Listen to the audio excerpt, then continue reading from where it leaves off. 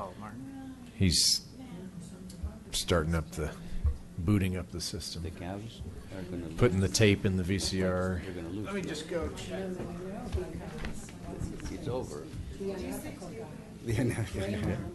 Kind of dates me a little bit. I don't know if that's it. I did. Good job. It's just something with the feed for these TVs. It's working. Okay, it's working. Elsewhere. Okay. Good evening. I'd like to call to order the work session for the Town of Superior Board of Trustees for June 13th, 2016. Tonight we have discussion of trail and engineering design. Thank you, Mayor. So the staff's been working on the trails that have been recommended by the two committees, Open Space and the Parks and Rec Advisory Committees, that have been recommended to the board to build. We have an update for you as far as the trails themselves, and there might be some trails that we can start earlier, while some of the other trails have additional engineering and design work that needs to be done on them. So wanted to give you an update on the trails, where they're at, and see if we could get some direction from the board on which trails we might be able to proceed with more quickly than the others. And both chairs from the two committees are here, and Patrick as well.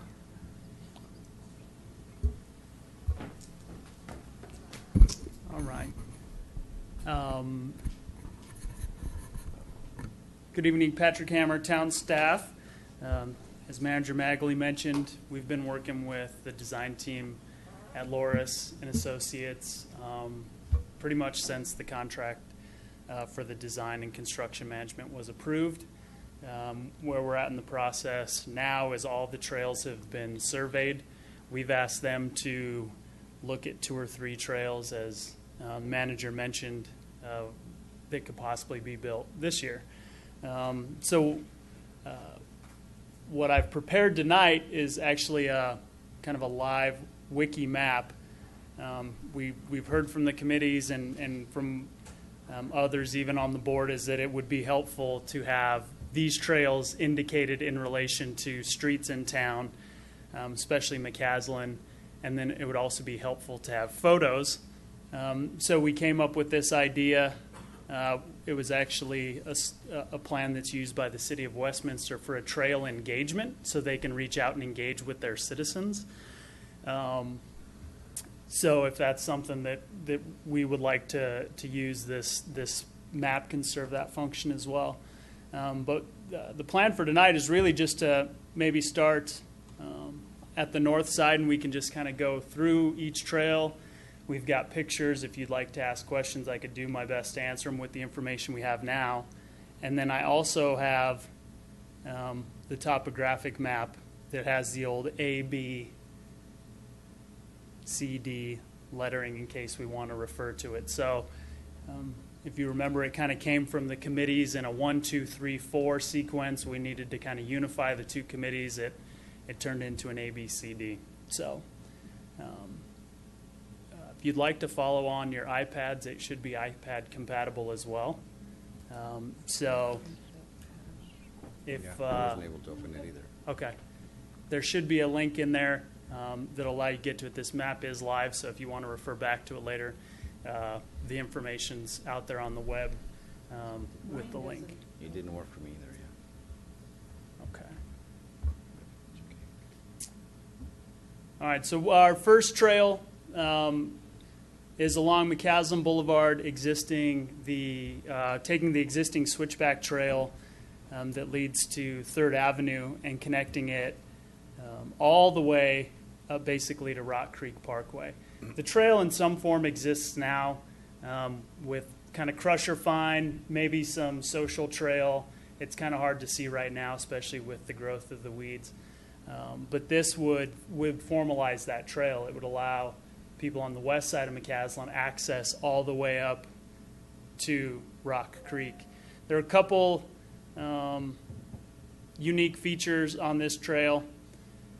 We do have to cross over the Frico ditch, which is the existing kind of concrete pan up there. For those that remember during the flood, that's kind of where all the water came down. So the group from Loris is working with Frico to get access across that ditch. There would need to be some concrete work over there. There were also some areas that Loris is recommending due to the grade, possibly looking at not just doing all crusher fine, but maybe some sections of concrete. So we've asked them to price out both. It is an area that's pretty steep. It's really straight. You could see that it's, a little over 1,000 linear feet of just kind of north-south trail. So concrete may be something in the construction process that we want to consider. Patrick, as you're going through the 6 trails, can you give us an indication of which ones you think we might be able to do this year? Yep. Okay. And this one really, if we push hard, is a trail that could be done this year. Most of we wouldn't have to do a lot of grading. It would really just be kind of widening out. And I'll show you a couple pictures here. You can kind of faintly see what's become a social trail. It's really visible in the winter. In the summer, obviously not. In a really wet spring, early summer, it's really not. So this is kind of what we're up against.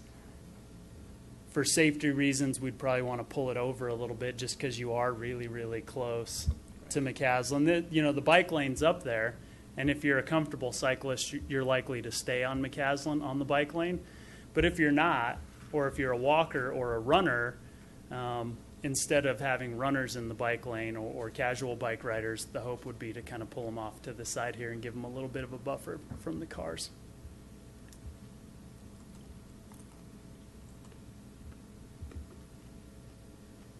This is the Frico ditch crossing. Right now, the ditch crossing is sunken down a couple of feet, so it's actually a little bit kind of below grade here. This would need to be upgraded a little bit, which will take some coordination with Frico.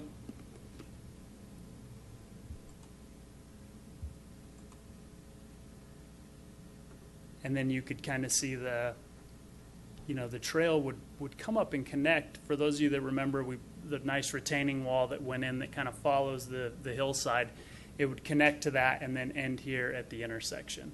So it would give you kind of that first shot of if you're on the Coal Creek Trail and you make kind of the wraparound behind Town Hall, you can come all the way up the hillside with actually not having to access McCaslin, which we've heard a lot from trail users as having a safer route. We see a lot of people have to get off their bike on that hill and walk up, which creates just safety issues. I think a lot of people will start to ride up that part of the hill and realize they can't get all the way up there. What hill? Which hill? Coming from Town Hall up to Rock Creek. Okay. Yep. So I never see people walk. They get on their bikes and they push their bikes up the hill. Just to add a little bit on, if you come out on Third running, there's really no place to run, so you have to cross McCaslin, and there's not really a crossing there. right. So it's kind of a euthanasia kind of crossing that. It'd be better to have the trail. And it's something that we see get used, and it's a nice feature to have. It's a fairly straightforward design. The social trail's there, so we have asked Loris to kind of move this one up. It to us doesn't feel overly complex. We've asked for crusher fine pricing as well as concrete. That way we have both to review. So moving further down, we have a small trail leg. Again, this is an existing trail, very what we call kind of the low-hanging fruit. It's pretty much there. The Rock Creek Trail, you can kind of see the faint line here, but then there's almost an access road or a little service road that's been used, which we know a lot of people just cut across to get up to Colton. A couple of graphics here. You can kind of see, our maintenance vehicles access it, our guys use it. We upgraded this area last year for Chili Fest because we needed it for flow over parking. It does get washed out, so the idea is just to formalize this. Now this, again, would be a concrete trail due to the drainage over here and us not wanting to create a lip an unsafe lip, so it would tie into the existing concrete down here. That's an easy one, right? Correct. Yep. That's trail F, Yep. goes right from P to F. And then here's from the bottom of the hill, kind of looking back up. And the main concern that we tend to run across is just the safety of this lip that gets created here. So formalizing it, as well as doing a little bit of work to formalize this area up here, would make a nice connection up onto Colton again. Fairly straightforward. So it's definitely gonna be concrete and not crusher fine? We can get it priced as both, but with the drainage that was in there, we thought that concrete would be the best. Okay. That way, it wouldn't get washed out if we were to have another storm event. That whole area was pretty inundated back in there. All right, so again, kind of moving. Now we're getting into a little bit longer trail section that'll start to intersect with some of those side trails. Trail C is by far the largest trail, close to 3,000 linear feet, east side of McCaslin from Indiana to the Calmonte development. Something we've talked a lot about in the committees is Calmonte is on the hook to kind of finish off that connection to connect to the Rock Creek Trail system. So you'll see at the north end it kind of has an abrupt end. We did take a picture. Couple interesting things with this trail is it does cross over. There's a drainage culvert off of McCaslin that we've got a photo of that makes it just a little bit tricky to deal with. Loris has come up with a design that allow us to avoid using a bridge. A pedestrian bridge would add quite a bit of cost to it. And with pretty minor alignment adjustments, they were kind of able to get up around the culvert. This is an area that we asked for crusher fine. And again, with drainage, there may be some pans or some places that it would make sense for us to do concrete. So we've asked them, again, to price out both, which will be consistent on all these trails, except for Coyote Ridge, which is in the open space. So just a couple of quick shots.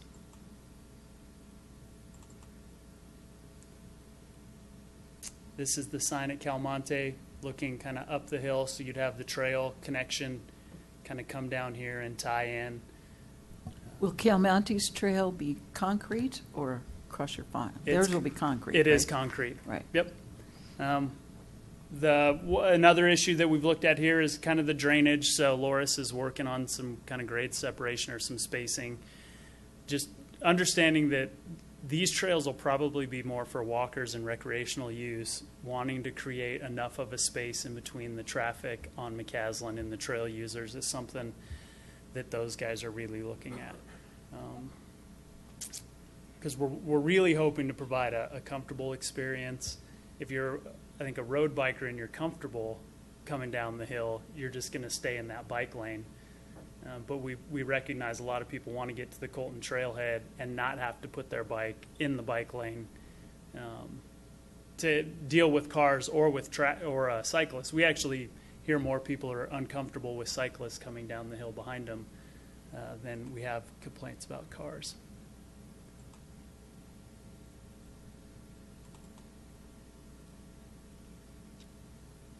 Okay, so this is a little bit further to the south, looking down. So this is the Colton trailhead here. You can see that there's a culvert here. One of the ideas originally to make it a shorter trail would have been to do a pedestrian bridge that kind of spanned this area here, which would have cost a little bit more money. They've come up with an alignment to get even further south of this culvert. You'll see it in the next picture, then kind of wrap around. Sorry, I don't have the...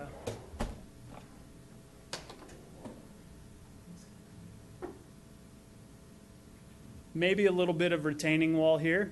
They're looking at that on the engineering side, but really trying to get the trail moved up and around and then headed back down the hill.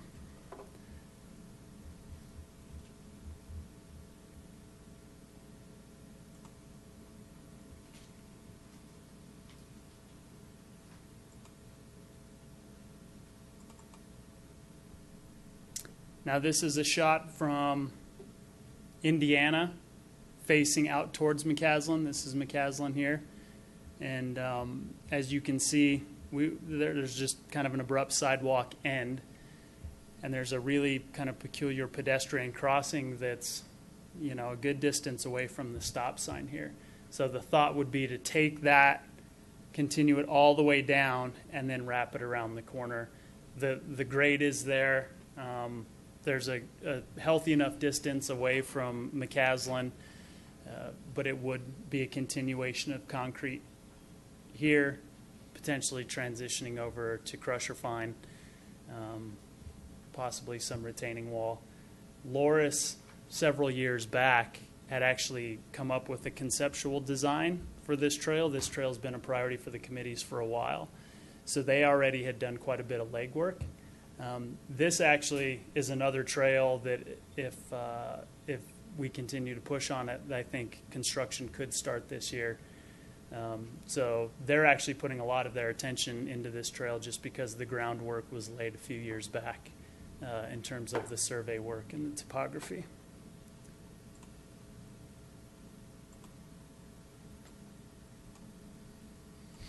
Is that still part of Trail C? Or is Yep, this whole length there is Trail C. it? Okay. And then what we'll kind of go over next is the little offshoots here.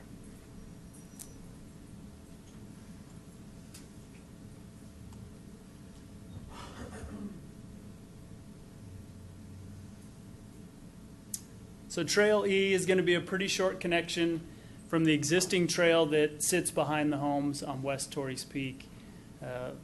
We, again, have kind of a sidewalk to nowhere. It's a really great overlook, and it's really faint on this map, but you can kind of see the existing trail. There's a little circle overlook here, This trail is interesting in that we want to be sensitive to the existing homes that are back there, understanding that this is an area where maybe some social use has gone on, but not a formalized trail. We know that it gets used because we can kind of see the footprints. So we do have Loris looking at an alignment that can move as far away as possible from the homes while still creating kind of a safe shot. And you can kind of see this is the existing kind of end of the concrete. We've got kind of the trees here, but the trail would generally follow this kind of alignment. Again, trying to get a decent amount of separation from the fences here. That culvert that we looked at previously sits right up in there.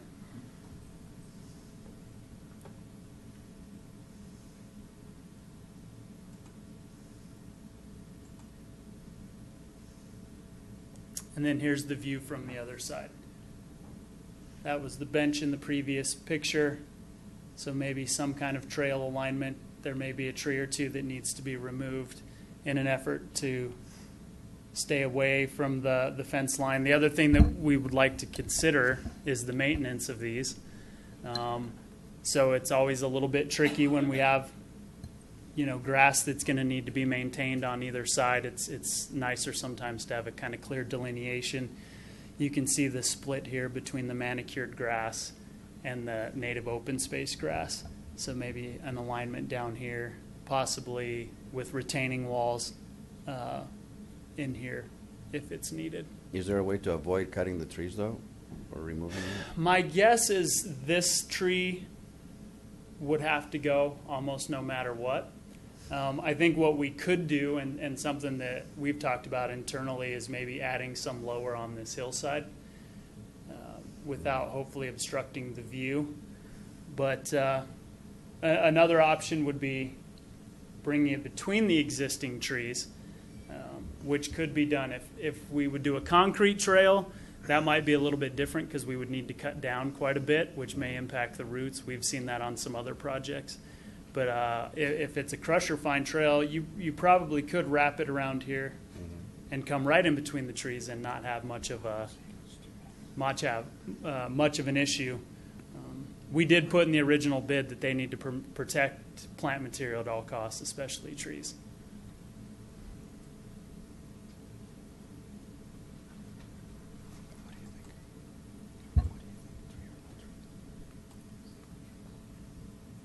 Moving on to D.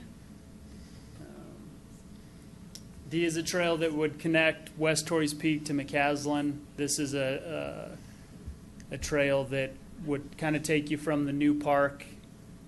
So if you kind of picture the big parking loop ending about where this starts, the parking loop will kind of lead you out to Indiana. So it kind of fills in this trail section here.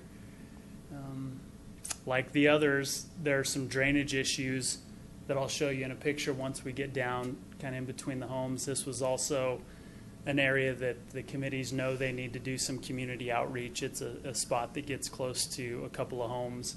I know the board had made a previous request to have some additional engagement with the citizens in that area. So just a couple of quick pictures. This is kind of existing park, so it would kind of maybe a potential tie-in here. This picture isn't the best because we haven't built the new park yet, but you can kind of get a sense that it would start here east of the homes.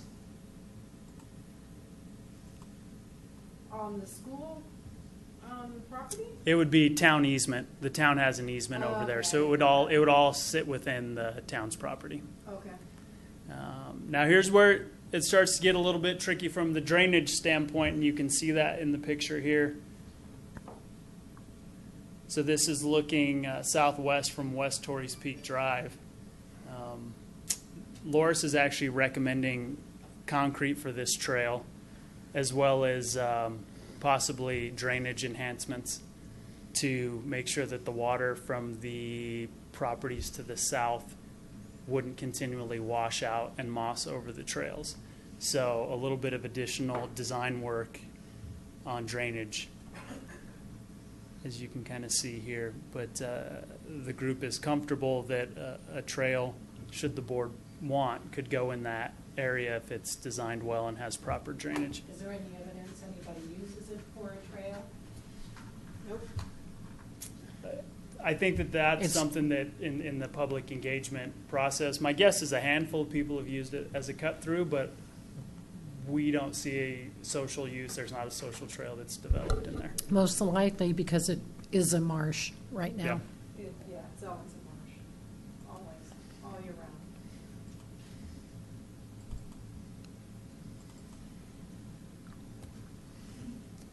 And you can start to kind of see, so now this is McCaslin out here. You can see the bowl shape. You can actually start to see a little bit of longer grass that tends to grow in. You've got homes kind of on this side, homes on this side, low spot. So because of that, it creates the drainage issues. It would create potential washout. So originally thinking crusher fine, after listening to Loris's design recommendations, probably concrete. But it tends to be wet down in that area.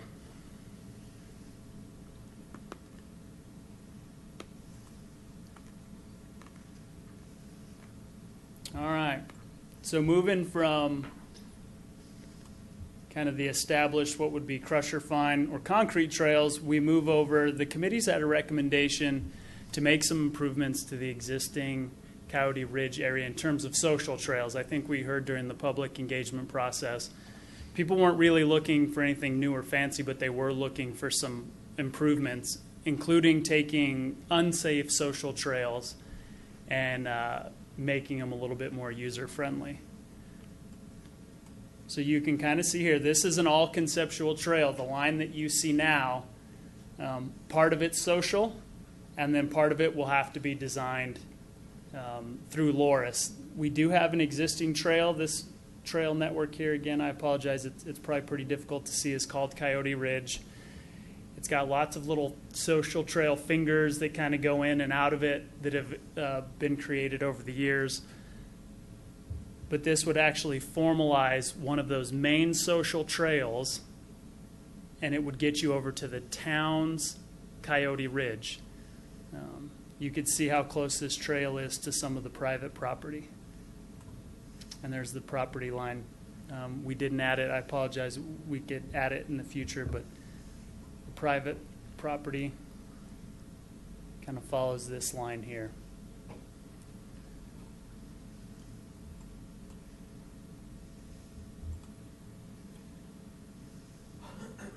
Actually, I'll start with a different shot here.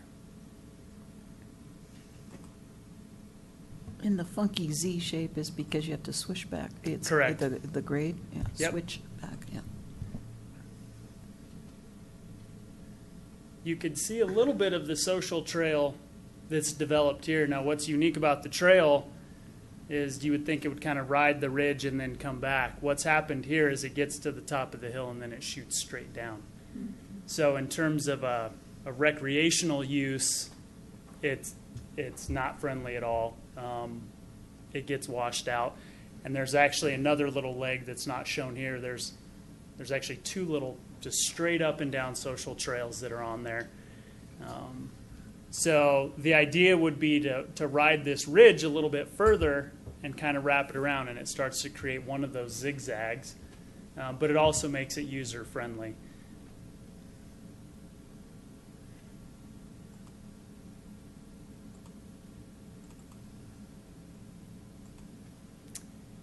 And as you can see here,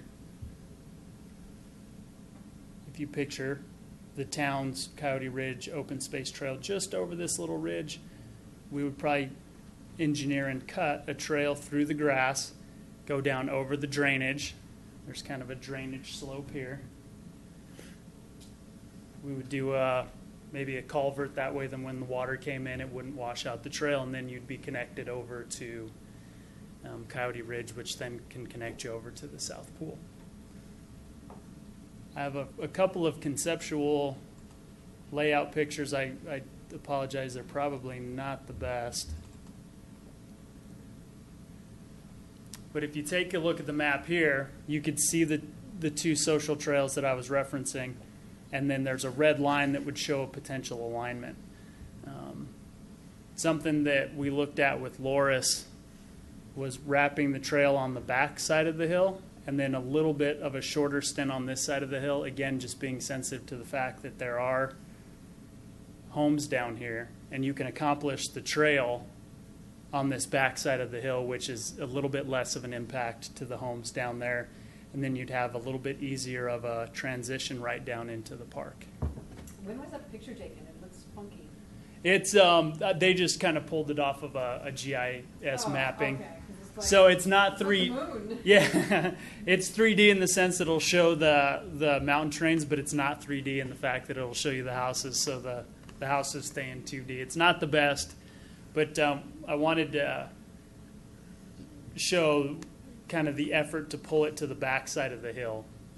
You could continue to come down the ridge, but we thought from a user's perspective and a homeowner's perspective, if you can accomplish the same thing and not constantly have trail users, what felt like in your backyard, that was a reasonable solution to a trail that's out there.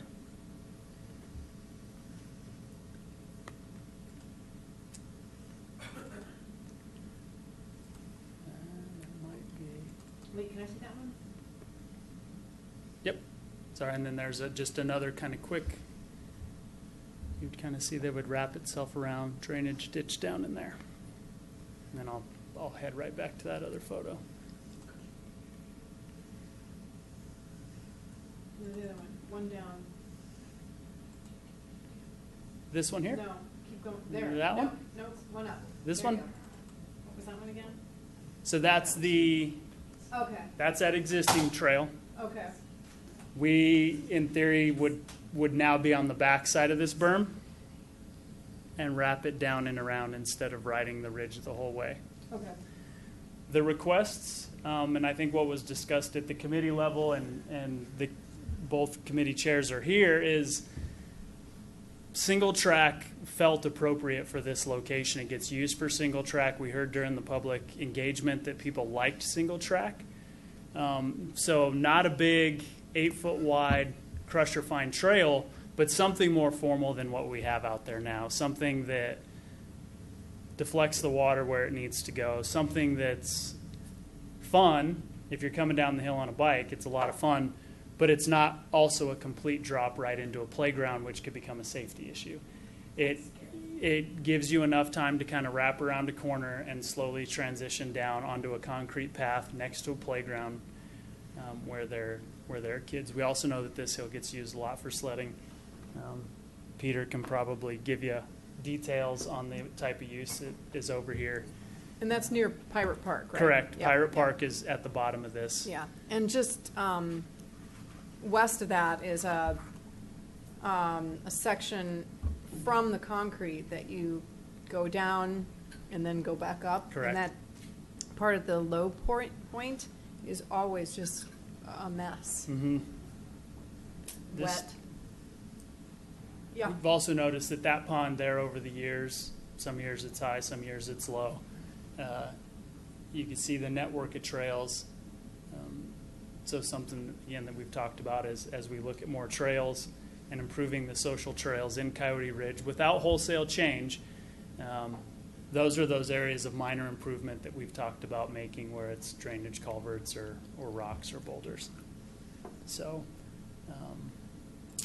this is probably going to take a little while. This is also really weather dependent. It's probably going to be a little bit more handwork in terms of getting somebody up there or a piece of equipment up there. So my guess is that this would probably be the last piece to go in. It's also, they're looking at what type of drainage comes down in this gulch and kind of doing the analysis on water, which will take a little bit of time, and they're also doing the survey work.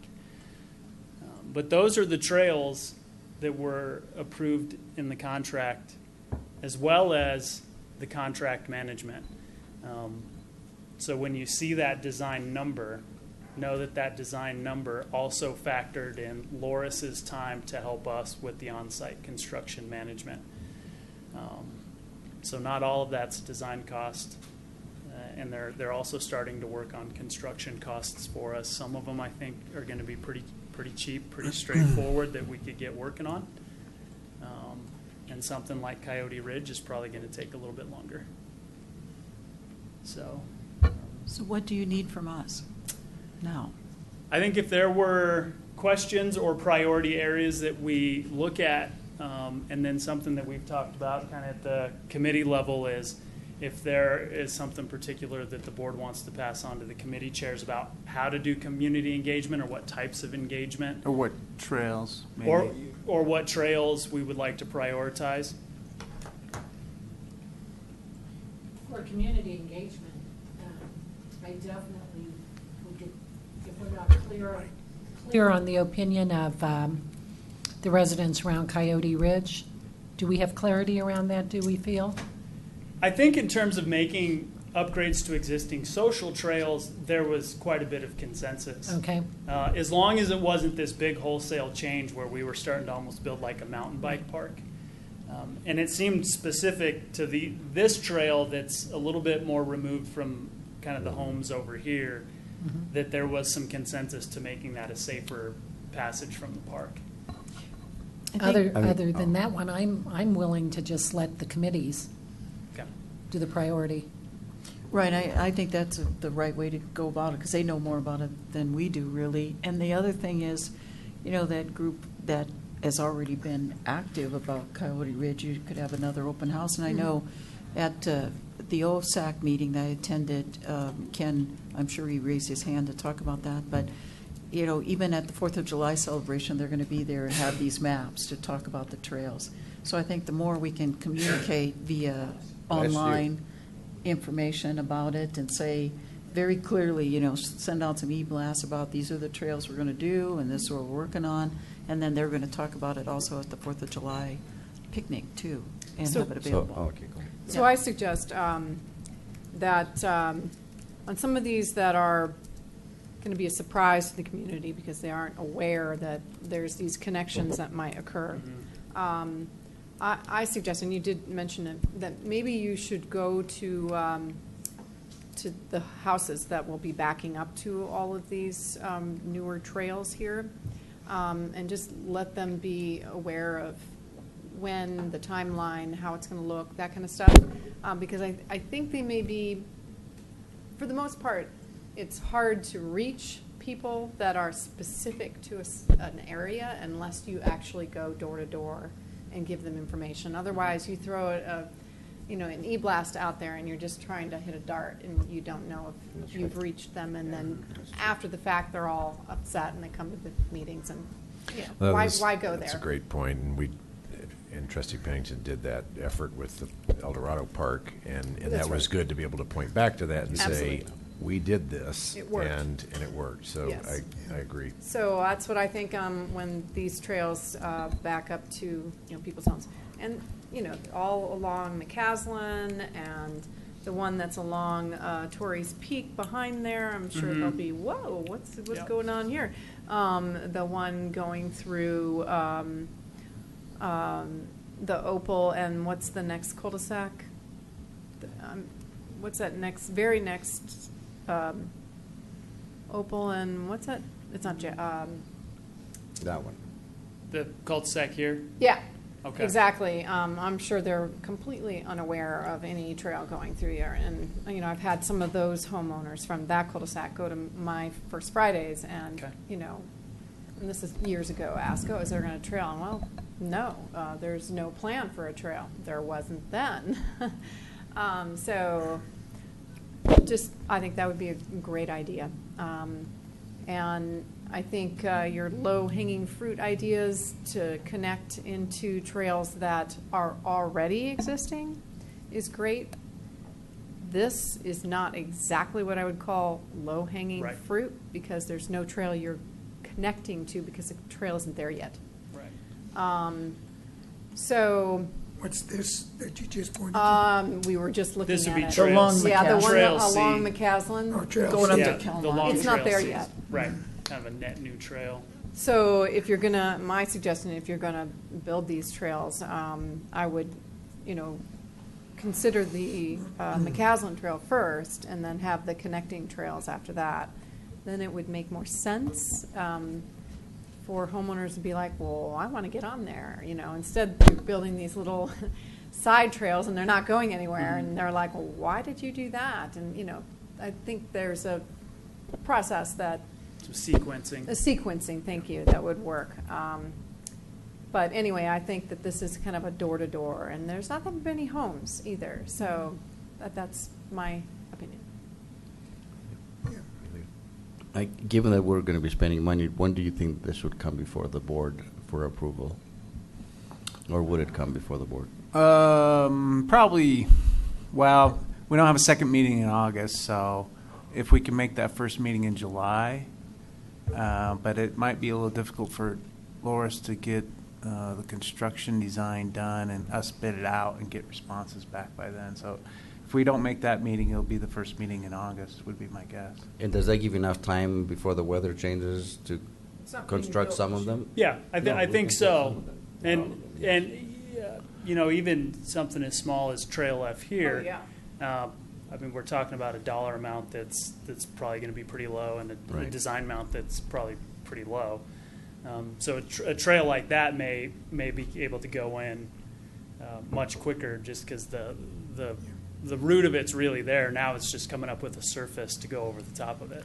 Yeah, I think Trail B, that first one you showed us, Yeah, from here up to Rock Creek. Yeah, that would be a that one good for one to sure. get done Yeah. Okay. this year, if we could. Including that little one that you just showed us, Yeah. that Mhm. was Oh, yeah. on Colton. Mm-hmm. That Matt? would be a nice addition. Matt, you said we don't have a second meeting in August. Do you mean July? Okay, thank you. Well, we could go without a second one. I thought, wow, got another Day another off. day off. Cool. Okay. So I have a couple other comments that are not related to these particular trails, but I know when I was at the OSAC meeting, I was going to bring in this up in my report, but since everybody's here, that's important. The other trail that has to be designed and worked on too is the trail that's going to be in the open space buffer. So, when we'll be getting that land deeded over, my understanding, to the town shortly being the summer yet. And so, the committees didn't know about that, and I think we just need to let them know that how they incorporate that design for that trail in the open space and the landscaping of that open space in their planning for this year yet. You know, that's that FDP that the town will bring forward to do. So I want them to know that we are giving them direction, that they need to include that in their trail planning and also the landscaping of it. And I don't know if that's, you know, just OSAC or a combination of OSAC and ProStac together. Yeah, it'll go to both committees, Okay. that FDP. And then the other one was the, you know, the discussion we had too about any other potential area, Coyote Ridge discussion brought this to mind, for off-leash dog park consideration. And there was confusion whether or not the committee should be looking at where another area might be possible. Not necessarily Coyote Ridge, I'm just saying some other area. We had this discussion, I think that might have been in a work session, if we need to give direction out of the meeting to take a look at, is it possible to expand current off-leash dog park or find another area that might work? And we need that recommendation or review to come back from the committees. And they're looking for direction from us. So if we need to do that in the board meeting to give direction to the committees, or can we do it here? You said the word expand. Well, there is a off-leash dog park already. It's over by the Autry Park, yeah. Oh, that's a dog park. Off-leash dog It's a park. dog park. It's a dog park. Okay, But it's, yeah, okay. they're off-leash when they're in there. There Well, isn't yeah. any Yeah. other one. Okay, We that call was it a little plain misleading there. off-leash. I'm like, I didn't know we had. Oh, okay, well, off-leash. I'm not a dog person, so, but you take your dog off-leash once you get inside that park, correct? That is, That's usually what technically happens that in is dog parks, correct. yes. Okay. So that's the only off-leash dog area we have in the town of Superior is inside that park. And so we gave direction, I thought we gave direction to take a look at, is there any other place that might work? And Well, so- we gave unclear direction. Yes, Right, that's why I'm trying to clear that up now in 2 minutes The here. next before- step Yeah, was we were going to get with the city of Boulder, somebody from their staff to come and talk to the board about their dog off-leash program, so you have more information.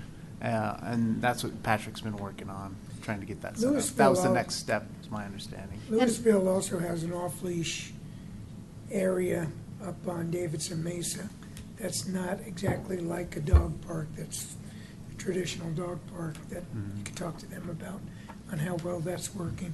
Because I think that's more like what we're thinking about. And then I just saw an ad, but I don't think I brought it, for some company that does this, trains your dogs to do the voice and command like that the town of, I can't remember where I That's saw called that. get new owners. of course, they have to go on the walk with the dog because Well, the anyway, dog won't listen to you. I committed after meeting with OSAC that I'd come at the board meeting and make sure that we are giving the That's direction exactly. to them, because they're not doing anything about it. If we want them to do anything, the committees them. If we want the committees to do anything, we need to give them direction to proceed to look at things, so. Or they have a new work plan. I'm comfortable giving the committee's direction to do the buffer trail in town center, but I think we need to discuss among ourselves a little more. The policy question of how far we want to go with off-leash I dogs. agree with that. And even, we don't even want to ask if there's ability to expand the current dog park we have now?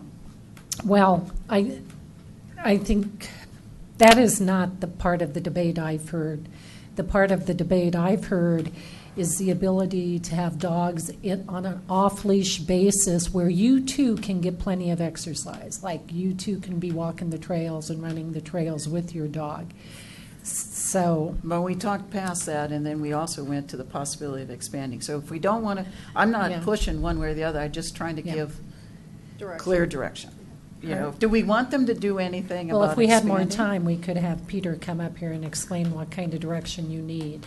Well, it wasn't Peter, it Well, was the OSAC we- people. Or- We are up on, And Ken we're as well. at Quarter Yeah. Till, so we should probably. But I'm with Sandy. I think we have more policy discussion. Okay, so the direction then to the committees is what I heard, is that staff is going to be doing a little more research, and we'll get back to you when we want you to do something. Right? Yeah, I think that's correct. Okay, And when's our next retreat? July 11th. soon. So is this a topic on it?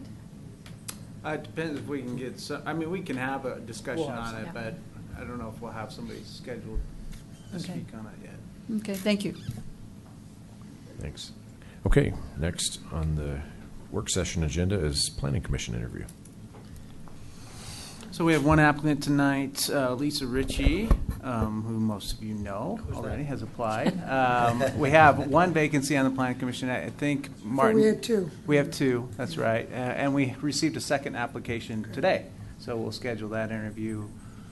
We'll see when we can get that done, that interview as quick as we can. Who are the Do two we- coming off? I'm sorry? Who are the two? Joanne Eaton. I know Joanne, but who's the other commissioner coming off? Tom. Tom Rick. Okay. Okay. So Do we have to interview Lisa, or can we just go Yeah. thumbs up right I now? want to know how I would well she recommend, memorized yes, the that you comprehensive do the plan. interview. Yeah, we want to Like interview her. everybody Get else. her I've up got here. questions. So with that, I'll ask Lisa to come up. Okay. How much time do we have to do this interview? 10 minutes. 7 minutes? I Okay. want to 7 know minutes. page 32. It's really good to see you all. I'm actually nervous up here, which I didn't expect. There is something. I There is know. something We about sent it that from there, podium. so- though. Yeah, it's a new podium. That's going to be it. Because you're on the hot seat. That's right. You're a resident Not now. us. Well, I've been a resident actually for 8 years. I know. So that's yeah. good. Okay. Yeah, give us Go some ahead. background about you. Background I about used to me. work here. I used to work here for 3 years, but beyond that, I have 4 children. My oldest just finished his freshman year of college at University of Nebraska. Got an internship. One high schooler. She's going to be a junior at New Vista, and then I've got 2 kiddos at Monarch K-8, going into 7th and going into 5th. Wow. I remember your second grader. Yeah, that's right, Not a at the second grader History Day. anymore. Yeah. Like this community, I loved working for the town professionally. I think, needed to go in another direction, and I'm really pleased. It seems like Stephen's been doing a phenomenal job for you. But I still like our community, and I think it has a lot to offer. I feel like I understand your goals as a board very well as understand, I think that, the documents and the plans and what we're trying to do here. And personally, I'd like to see a lot of these things come to fruition. I think we've been talking about them for a really long time. Some of the players have changed, that since my time here. So I think in a way that's good. They won't know me. I don't know Bill Jenks. We've never met, things like that. So I'll just be more of an anonymous face, I think, to some of the developers as they come up. So I think that's good. So I'm not sure whatever else. What could we possibly ask? Okay. So I know you know the time requirements, Yeah. and I guess you know the time requirements of what you're currently doing. That's not going to be a problem for you. Shouldn't be a problem. I mean, I think for the most part, I don't have any regular meetings on the nights the Planning Commission meets here for the town of Superior. Of course, there might be an occasional concert or child's event or something that come up on more of a sporadic, random basis, but I have the time. Well, I just have to thank you for applying. Thank you, really. Wow. And I have a question. Yeah. So now that you're applying as a resident Yes. and not as a staff person. Correct. So it's not really a question, it's more as a comment or a Yeah. recommendation to you. Be here as a resident, sitting here on the planning No, commission. very fair, very Yeah. fair. Absolutely. I have a great working relationship, I think, with staff, but my role will be very different. And I've thought about it a long time, and obviously I've been gone a year. And weighed, I think, a lot as to would I be able to separate those two roles and how I would approach them and what they are different. They're very different. So I do have friends on staff, but the role is very different, and I believe I can do that. Right, I think you can too, and that you now have the opportunity to be very critical in a constructive way, not in a destructive way, but very critical of the plans, and also to require of the staff the things that Sure. you need as a planning commissioner. Don't defer because you think, oh, as a staff person, I wouldn't have wanted that question. Yeah, no, fair enough. I really will encourage you to be tough. Sure. Ask tough questions of the developers and of the staff to provide you enough information Fair. to make the decision, help make the decision for all the residents. So I am too happy that you have the time and are willing to do this. Thanks. Yeah, thank you. And mine is more a statement as well. And the statement is when you're up here, Yeah. you are, you're an advisor to the board. Right. And your input and the kind of questions that you ask at the planning commission is important for us. And we we take that seriously, you know, understanding where you're coming from and what issues that you raise. And, I mean, I rely on it. And it's something that, you know, I hope you can really dive in and, you know, ask the more interesting questions, bring up things that, you know, we're not going to be thinking of. I mean, everybody has a different mind, and so that's a great asset that you've been here, you're working somewhere else now, and you've got another perspective from that. But really, the bottom line is, you know, we need the advice, you know, and we rely on it. I intend to. Thanks. Lisa, I appreciate you Sure. applying. It's great to see that you care so much about the community that you want to do this during the day and come back and do it in the evening as well. I like So- what I do. What can I say? No, it's great, and we appreciate it. And I think the knowledge will be very useful to the Great. Planning Commission, so appreciate your interest. Sure. It's great seeing you again. Thanks, you guys too. Any other questions? from the I would board? just say, we have no training program for planning commissioners. They come on the board sort of the same way a trustee comes on the board. Sure. And you learn on the job. And I'm very excited about the depth of knowledge you Right. have about the town and about the process, and now how other towns do this. One other So town. I'm still a little I'm more really expensive. looking forward to it, because the more depth that is brought to the analysis, the more utility is provided to the board in our decision-making. So very excited by this. Thanks. Yes.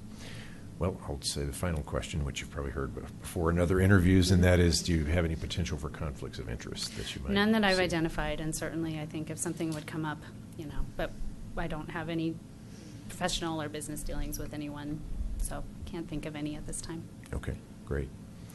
Well, thank you. Sure. I think we'll be taking action on this later, so thank you. All right, we have just a review of a couple other review items here. Special meeting on the 20th, and then the 27th is our next regular meeting. I have a couple of questions about the proposed agenda for the special meeting on the 20th. So we have two FDPs that are coming forth for review. That's incorrect, that Oh. special meeting. The only thing scheduled for the 20th is the FDP for the town center residential. Okay. Good. These that are listed here are for the 27th, so that was a mistake. Okay, because I was concerned that there was going to be Yeah. too much I to wouldn't do that to review. you. Yeah, Well, I yeah, mean, we yeah. could do it by the Right. why. You know, Oh, we've yeah. said we're not going to do that These, kind of a thing. yeah, so the A is Okay. for the 20th, the rest of those are for the 27th. Okay, all right, so that's good. That, and then when will we see, or not me so much, but us, but when will you and the town attorney see that residential FDP for review? Because that's coming up next Monday. Do you have it in hand? Mm-hmm. Yes, Okay, so you all are reviewing it now, and then you're going to give it to us on Thursday? yes. Okay. That would be very good Yeah. if we could have you all really take your time to look at it and then give it to us on Thursday. And then my other question is, the committee reappointments, can't they be part of a consent agenda or not? No, typically we do those as a vote of the board, and it's usually a ballot vote. You mean for these applicants? Yep. Oh, I was Or no, thinking it no, was this the is for- officer positions, right? This is for those that might be seeking reappointment, committees as well. Okay, so it's not the officers, it's actually what, do we review when they select who's going to be the officer? No, usually that's just information within provided them. to the board Okay, after they okay, so voted on these it. are actual appointments, okay. They select their officers. Yep, yep. But Matt, on committee reappointments, I would appreciate an attendance record provided by the committee chairman, because there are some attendance issues. We'll see what we can get from them, yeah. Yeah, and provide that to you. Okay. That's a good suggestion. I know that's been an issue on various ones. Okay, Okay. anything further? Okay, we'll adjourn and be back in 4 minutes. Not going to be short, so.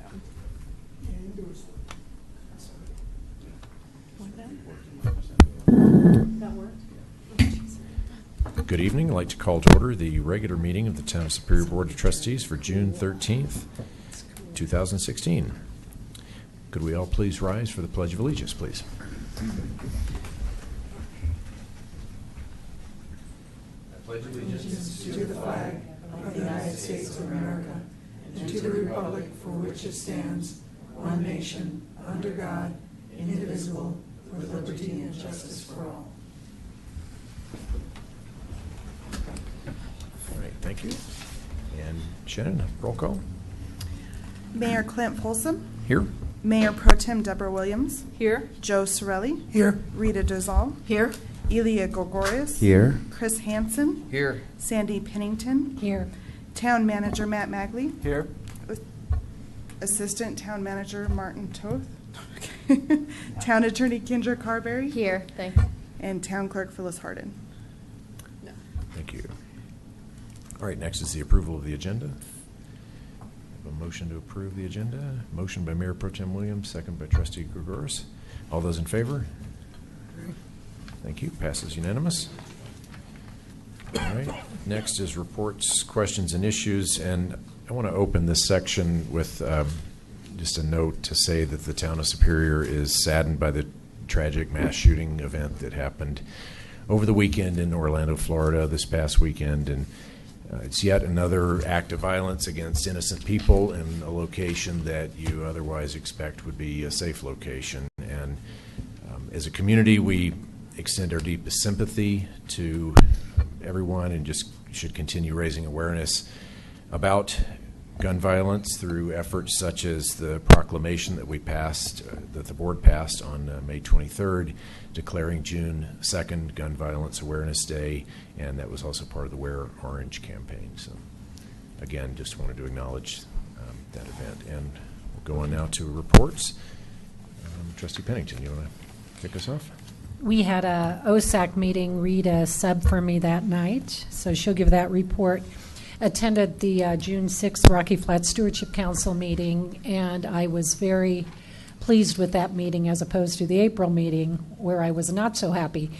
And I feel that that group is seizing the opportunity to, I will call it redefine, and those of you who have served on it may not use that word, but from the public perception standpoint, I think so. The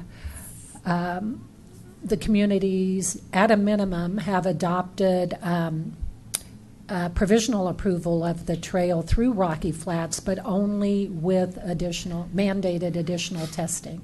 And that testing protocol will have to be agreed upon by all the parties, and we will be at the table of that as well. This time, they received a presentation on the 5-year CERCLA process, which basically, as I understand, it's the every 5 years a process to review the efficacy of the parameters for running that facility. And I do believe that the Stewardship Council is going to seize the opportunity to hold public meetings so that the public can weigh in on Rocky Flats and learn more about Rocky Flats. So I'm really delighted with that. And then the next, and Joe, I'm sure, since you're the official rep, you'll have more to add on that. But on the awareness issue, I attended a premiere of a documentary called Safe Side of the Fence, and I bought a DVD. It's all about the radioactive problem in St. Louis with the Mallinckrodt company, which was part of the development of the atomic bomb. And they're having serious issues with movement of radiation, radioactivity as a result of that. And the parallels with Rocky Flats, as well as about 6 other Superfund sites, they're really stark. I mean, we're not the only ones to have a problem in our midst. So if anybody wants to borrow that, I won't charge you. On my list of irritants, I just read, in preparing for tonight's meeting, the sports stable reference again. And I have to say, it does not make me happy. One, I think it's unwise from a marketing perspective, but because we as a town board had gone through the whole process of being involved in the naming of Boulder Valley Ice and Indoor Sports, this sort of casual imposition of a new name, Sports Stable, bothers me. So I'll let Matt, when it comes to you, could you sort of explain any conversations you've had with the folks in charge, and is this the new branded name, and have they trademarked it and all that kind of stuff?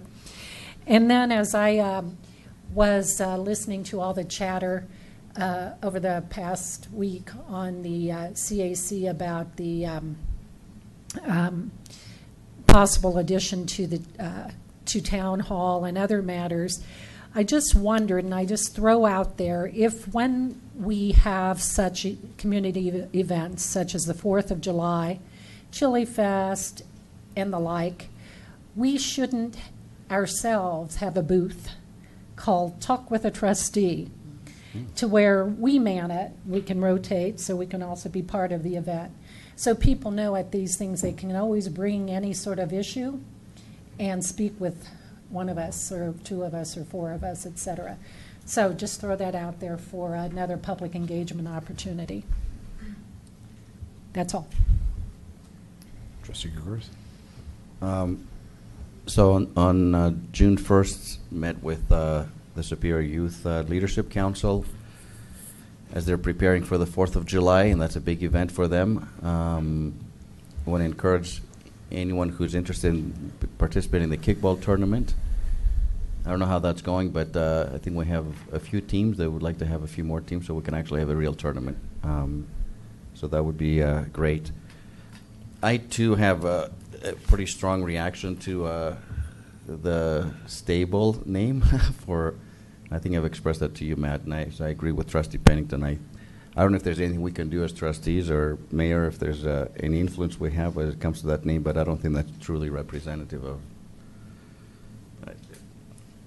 what takes place across.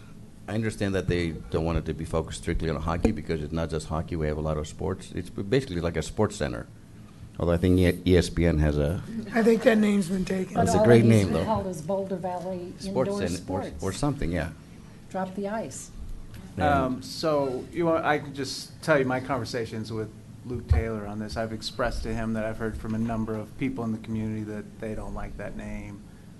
He said they put a lot of thought into that name, and a lot of their teams have mascots that are animals, and so that's how they came to that. And I think they have another facility somewhere else in the country that's the sports stable or something stable.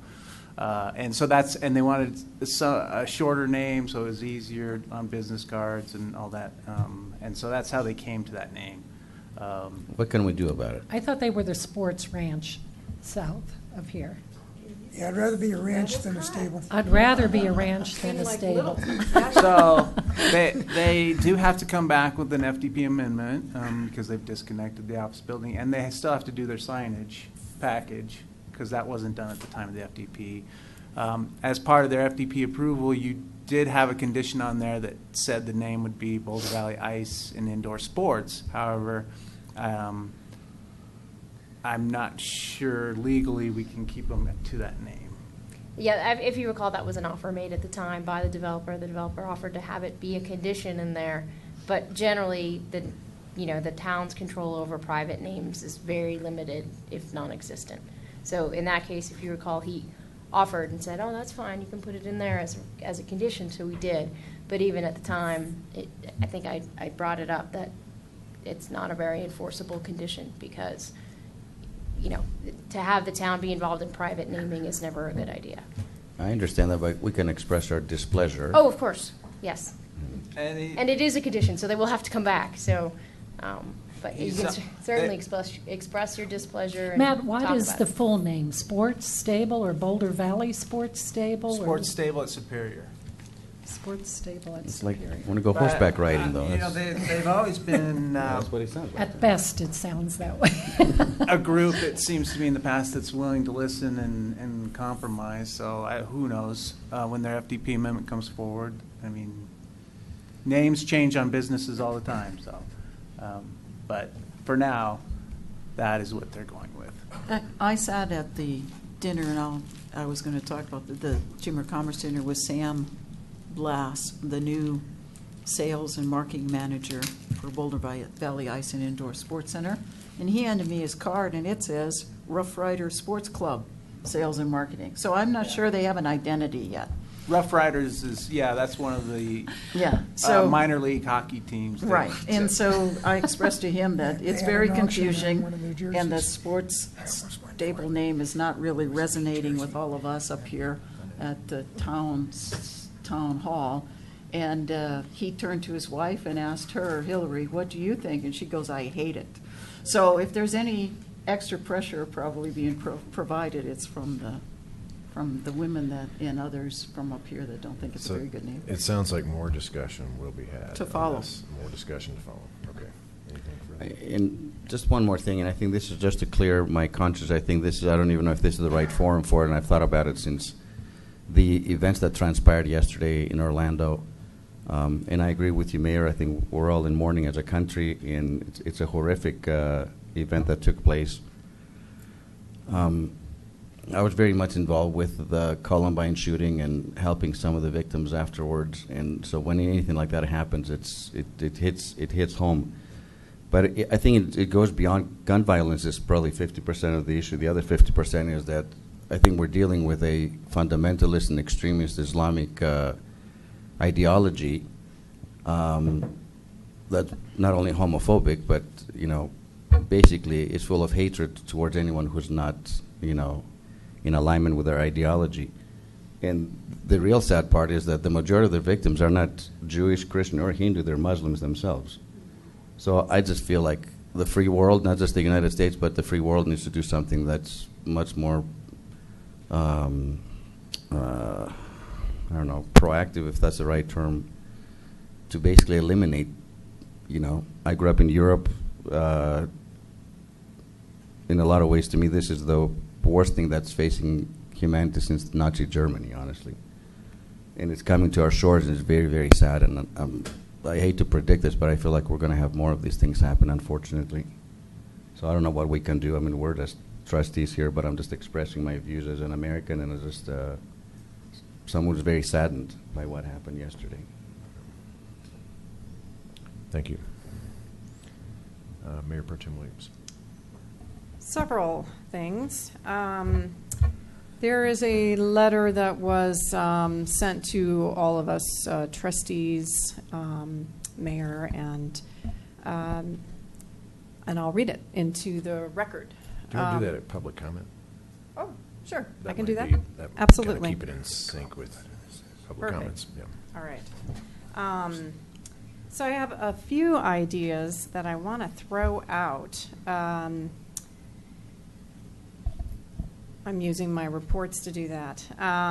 The finance meetings that we have, the transportation or traffic safety committee meetings, is there a way that we can put notices out on each one of those meetings, e-blasts for all these meetings during the summer and in perpetuity? Yeah, we have been.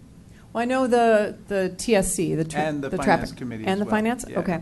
I save all the e-blasts, so I can go back and Okay. pull them Okay. up if you'd like. And then maybe that's something that should be televised or taped and Yeah, put on. I mean, so that people can, review the finance committee Mhm. meetings and the transportation committee meetings. Yeah, if that's something the board would like to do, we can do that as well. So that's an idea. Then I have another idea. There's the bike bridge that's over on US 36 at the hospital location at Vista. And I honestly think that when you're driving your car, not your bike, but your car underneath, it would be great to have a sign that says, "The Gateway to Boulder Valley," right on that bridge. And I say that because you can easily miss it, not realizing the next exit. Your very next exit is Superior. So anyway, I think it would be a really nice plug for the town. I think it would be it's an idea to throw out there. And then my last idea, we have a calendar, and it's kind of bare on the town's website. But I would love to see a calendar that has details for the different processes for each project. And I think this was something I remember talking about probably 4 years ago. So if we have, the Planning Commission coming, and that meeting is noticed on the calendar, we could put on there, these are the agendas. Or we could also do it a completely different way, where if you're interested in a project, you can see where it is in its process and at what point it is in the process, whether it's at ProStack or the Planning Commission or wherever. So I don't know how it's organized, but it would really be helpful as a resident to be able to see that and kind of not have to do a lot of research to find where a certain project is. So we have a calendar mainly for events on the website. Right. But so this would be separate, what This you're talking could about, be- for projects. I mean, it Whether could be it's a new park or whatever it is. It could be a completely separate calendar. Right. And you've I got think two. for clarity it would need to be, Probably. And you got two, and you can click here or click over here. So, I mean, that's just something to think about. It would make it easier for our residents to be able to follow a project. So, all right, that's my ideas. And then I have, let's see, a few meetings coming up that I wanted to kind of give a plug for and make sure that some people would join me. June 15th, this is actually not a meeting, but June 15th, the library, Louisville and Lafayette and Superior will be announcing on the same page. It's that one book that everybody reads for 3 communities. So that's June 15th. Then June 20th is a West Connect Coalition meeting, and it has 4 charges of what that meeting is about.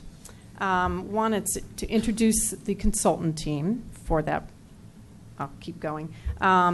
It's to provide a detailed schedule for the PEL process, and that was the project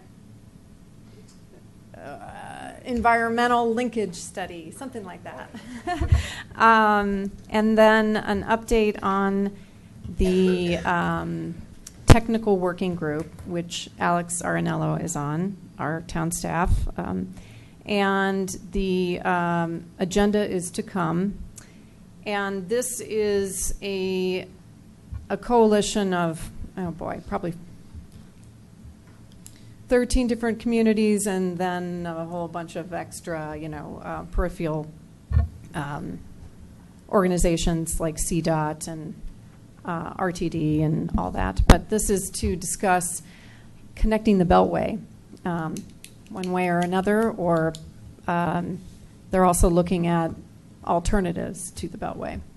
And that's specifically in our area. And they call it the West Connect because it's connecting US 36, Northwest Parkway, on down through to C470. So I'm on tap. you are on tap. Okay, excellent. So that is at 7:30 to 9:30 a.m., June 20th. And where? To be determined. Good. Probably somewhere in Jefferson County. Or it could be Broomfield. I don't know yet, but I'll let you know if you want to come too. Anyone else? Let me know. I'll be driving. We have a meeting that night. Yeah, we do. Yeah. That evening. We'll be done. You Starts at 7:30 a.m. AM. Oh, AM. Wait. Okay, Yeah, 7:30 a.m. there's a difference. That's, yes. And then there's also a library meeting It is July 21st. It's a Thursday, but it's at 6:30 to 8:30. Normally, this is the second Thursday of the month, but they changed it to the third Thursday of the month for just that particular time. So I just wanted to make that note to everyone, July 21st, library meeting.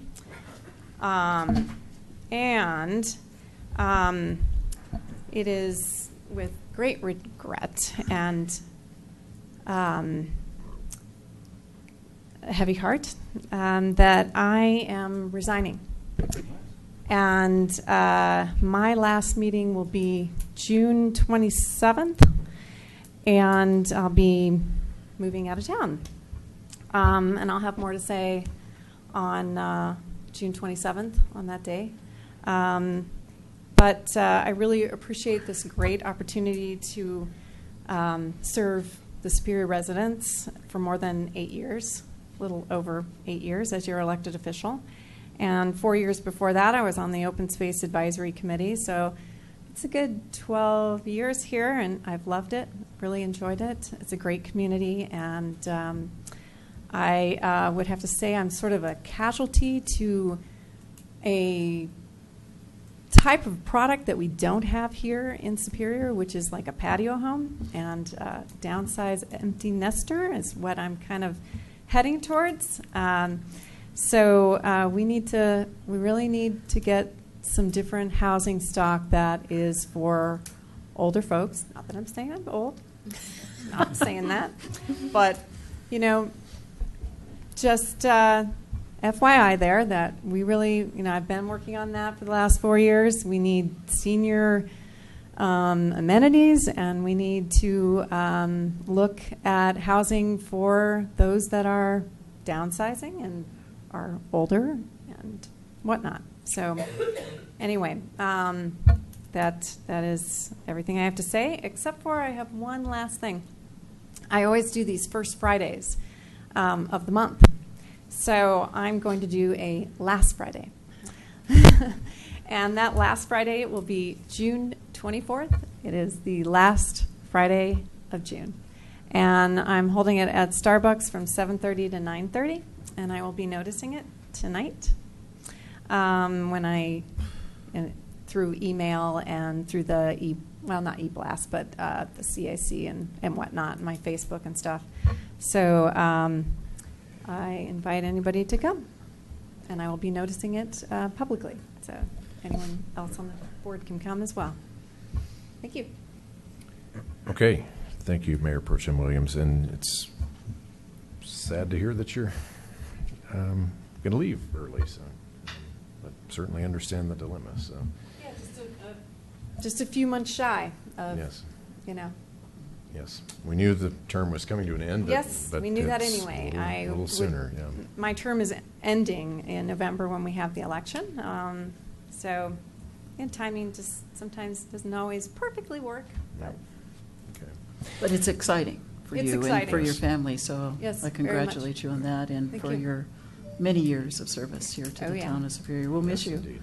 And Superior, I think, is I'll be enjoyed around. you'll be around. Oh, but you're I'll be not- over here. Yeah. bugging all That'd be of good. you. Thank you. You should consult with me, though. Your nest is not going to empty all that fast. They come back.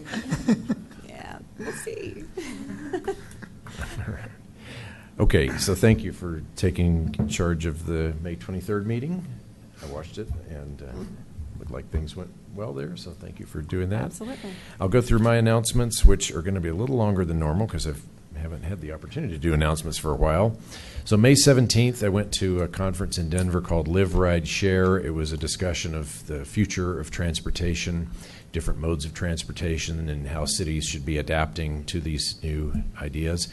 There was discussion about first and final mile connections, and Uber and Lyft are really making pushes into that area. May 19th, myself and Trustee Dozal went to a meeting at Boulder County Housing with Frank Alexander, who's the head of Boulder County Housing, and Scott Peterson and his team, a developer, to talk about a transit-oriented development project at the RTD lot here in Superior. And those details were covered by Trustee Dozal at the May 23rd meeting. May 22nd, I participated in the Morrill Citizens Ride from Purple Park to the Colton Roundabout and had a couple of residents join us on that ride, so that was a lot of fun. May 23rd and 24th, the town manager and I were in Las Vegas for the Shopping Center Council's retail conference. 37,000 people attended that conference this year. It was a meeting. It was an opportunity to have meetings with brokers to discuss our existing available spaces, some of the challenges and opportunities of those spaces, and talk about town center and what some new opportunities are for new development. We learned that the Wendy's space in the Superior Marketplace is going to be occupied fairly soon with a Verizon branded store. And with the departure of Wendy's, the burger restriction is lifted. That's one of the challenges that these centers face, is that they have a lot of restrictions. If certain use is in place, such as a burger restaurant, they don't allow another burger restaurant, which could hurt the business of the existing one. So now that the burger restriction is lifted, we could have potentially a new burger restaurant coming to the marketplace. And Brixmor, the owner of the marketplace, is actively working on the Sports Authority space for lease. That's come up in conversation over the last month, what's happening with that space. And bigger spaces take a little bit more time. They're more challenging. The dollar amounts for rent are bigger, and so they just take time. And they have been actively working many tenants, and they said that they're currently working one and hoping to get a deal together fairly soon. So we'll keep an eye on that. I also wanted to mention that on my way to and from the airport, I took the AB bus. I've become a big bus fan using the EcoPass.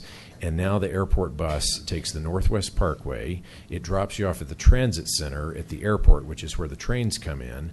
There's a new baggage check on that level, so you don't even have to take your bags upstairs to the terminal.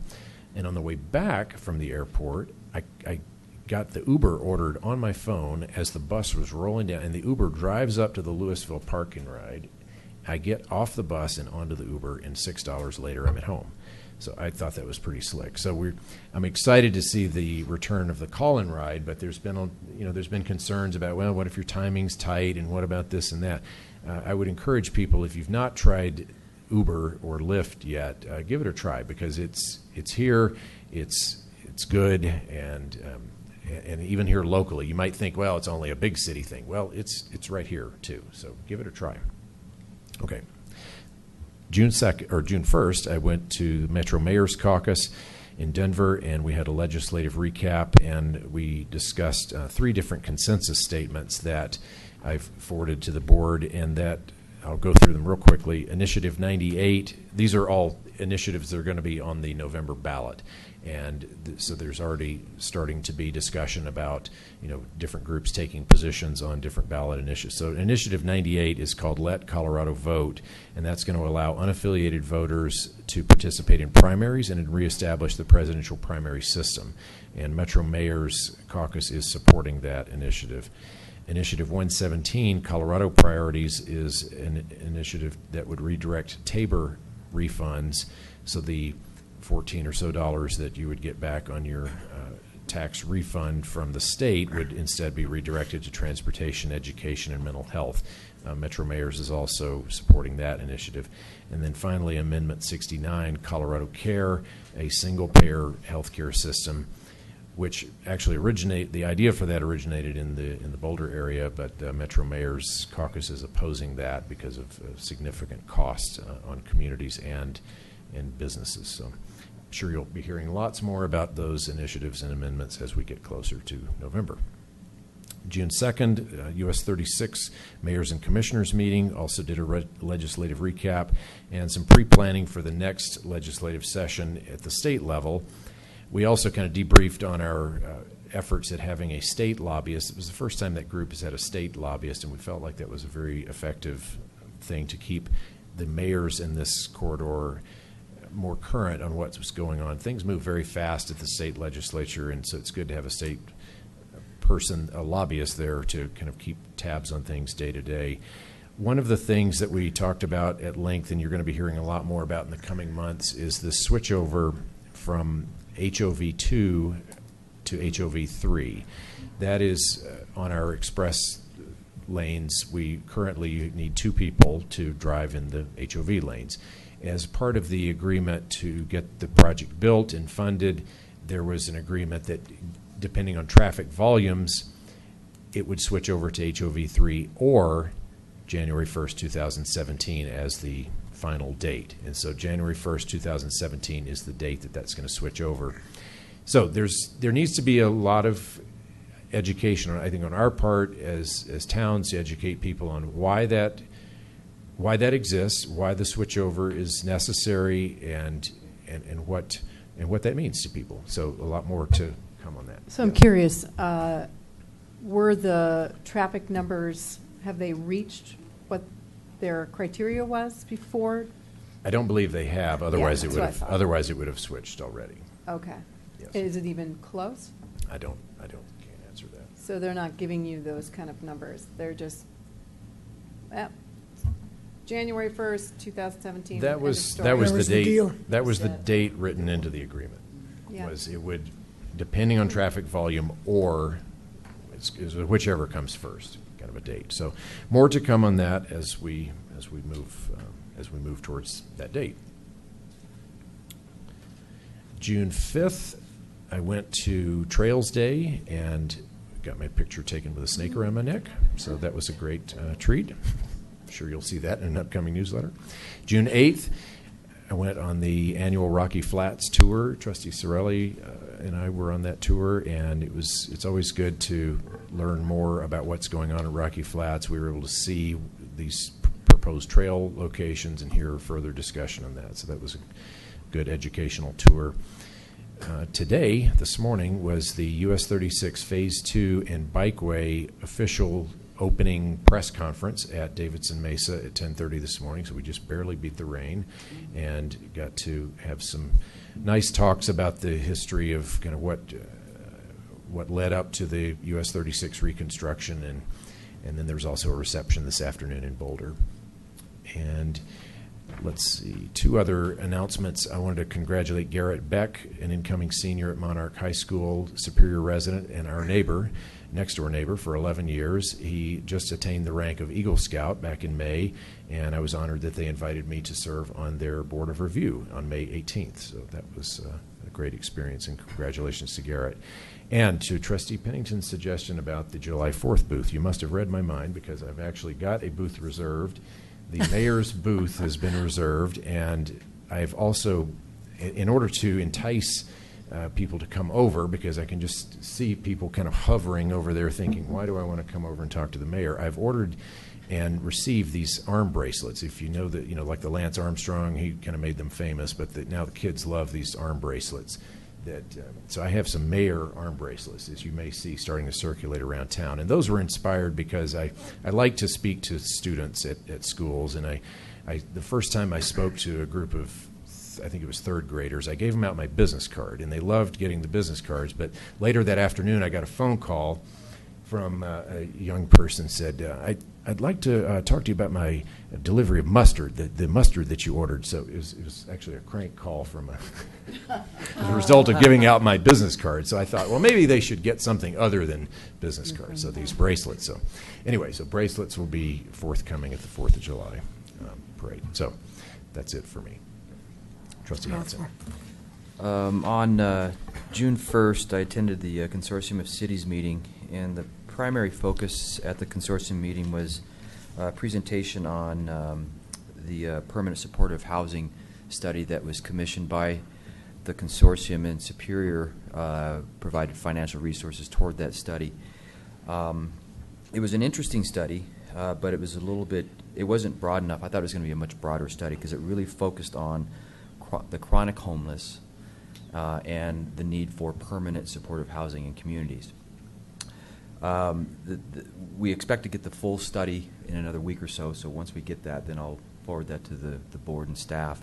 But the next step for the consortium is they've invited town staff, trustees, to another meeting, and they want to talk about the possibilities of putting permanent supportive housing in each community based on available land.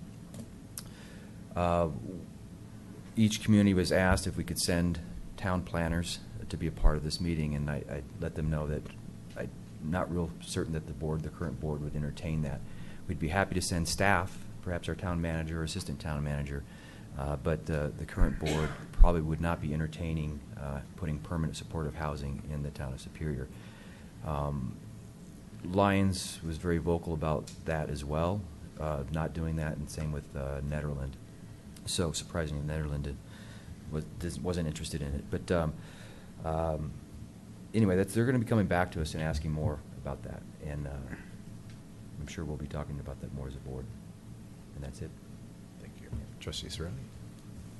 A few meetings I went to last week. RCAC had a meeting in which they were following up and trying to find their way about a process of working on what they discussed at our dinner about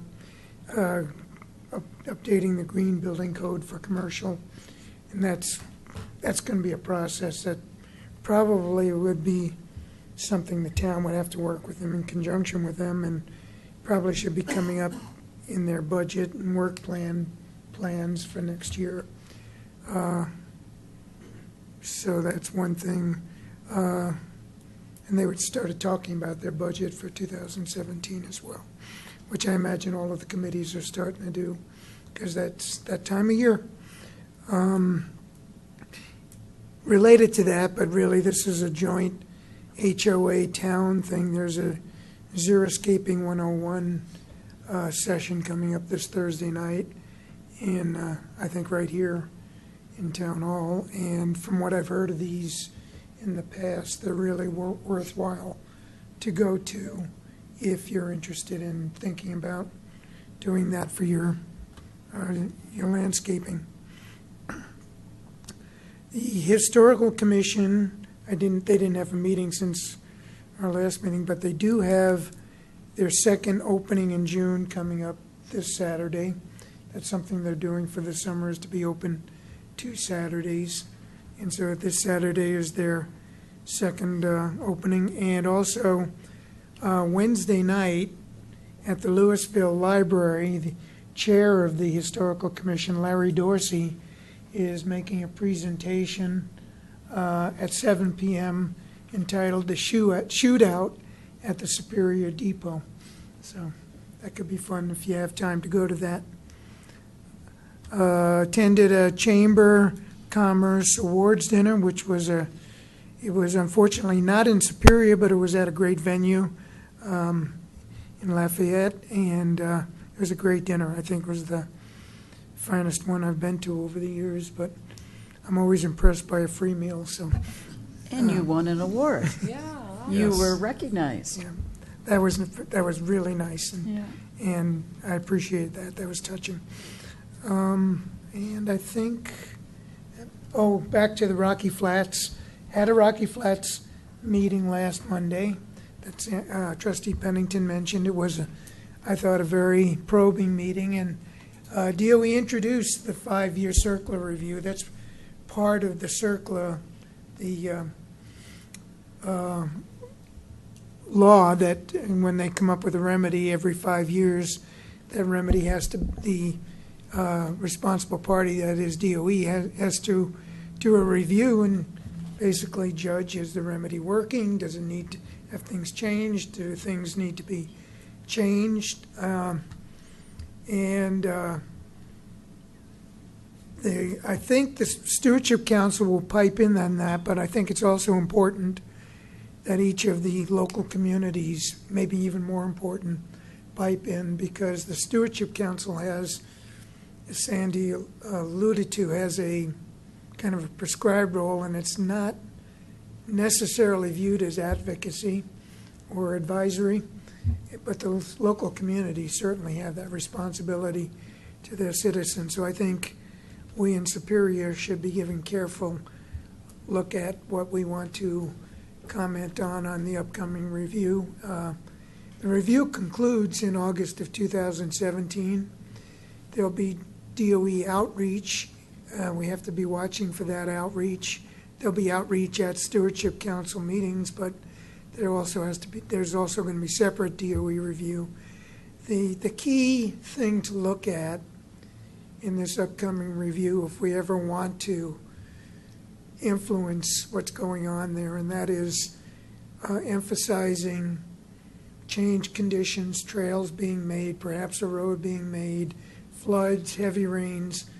Do we need to do more and different kinds of monitoring? And we have to sell that, because right now, pretty much the monitoring that is the agreed upon solution or for the CERCLA process at Rocky Flats is surface and groundwater monitoring, and not air or really soil. And they're accomplishing what they think they can through ground and surface water monitoring. And as a prelude to that, their next couple of meetings at the Stewardship Council will address how they got to that conclusion that water monitoring was the way to go. And the next meeting, I believe, is in September, and that is going to talk about something called the actinide study, which really was the groundwork for concluding that plutonium moves by water and not air, I think, in simplistic terms, and that ultimately led to the idea that they would monitor surface and groundwater and measure that. So anyway, that's what we'll try to keep you advised on the date of that meeting. And I think their October meeting, I think, is the next one. We'll talk about why no air monitoring. But so these are important things for the town to chime in on if we care, and I think our citizens do care. So, yes. I'm very glad you raised the business of Town of Superior actually coming up with comment, because as I understand Stewardship Council, they're a conduit. And Yeah. even though they do intend to put something through, they don't serve in an advisory capacity, Right. which blows my mind.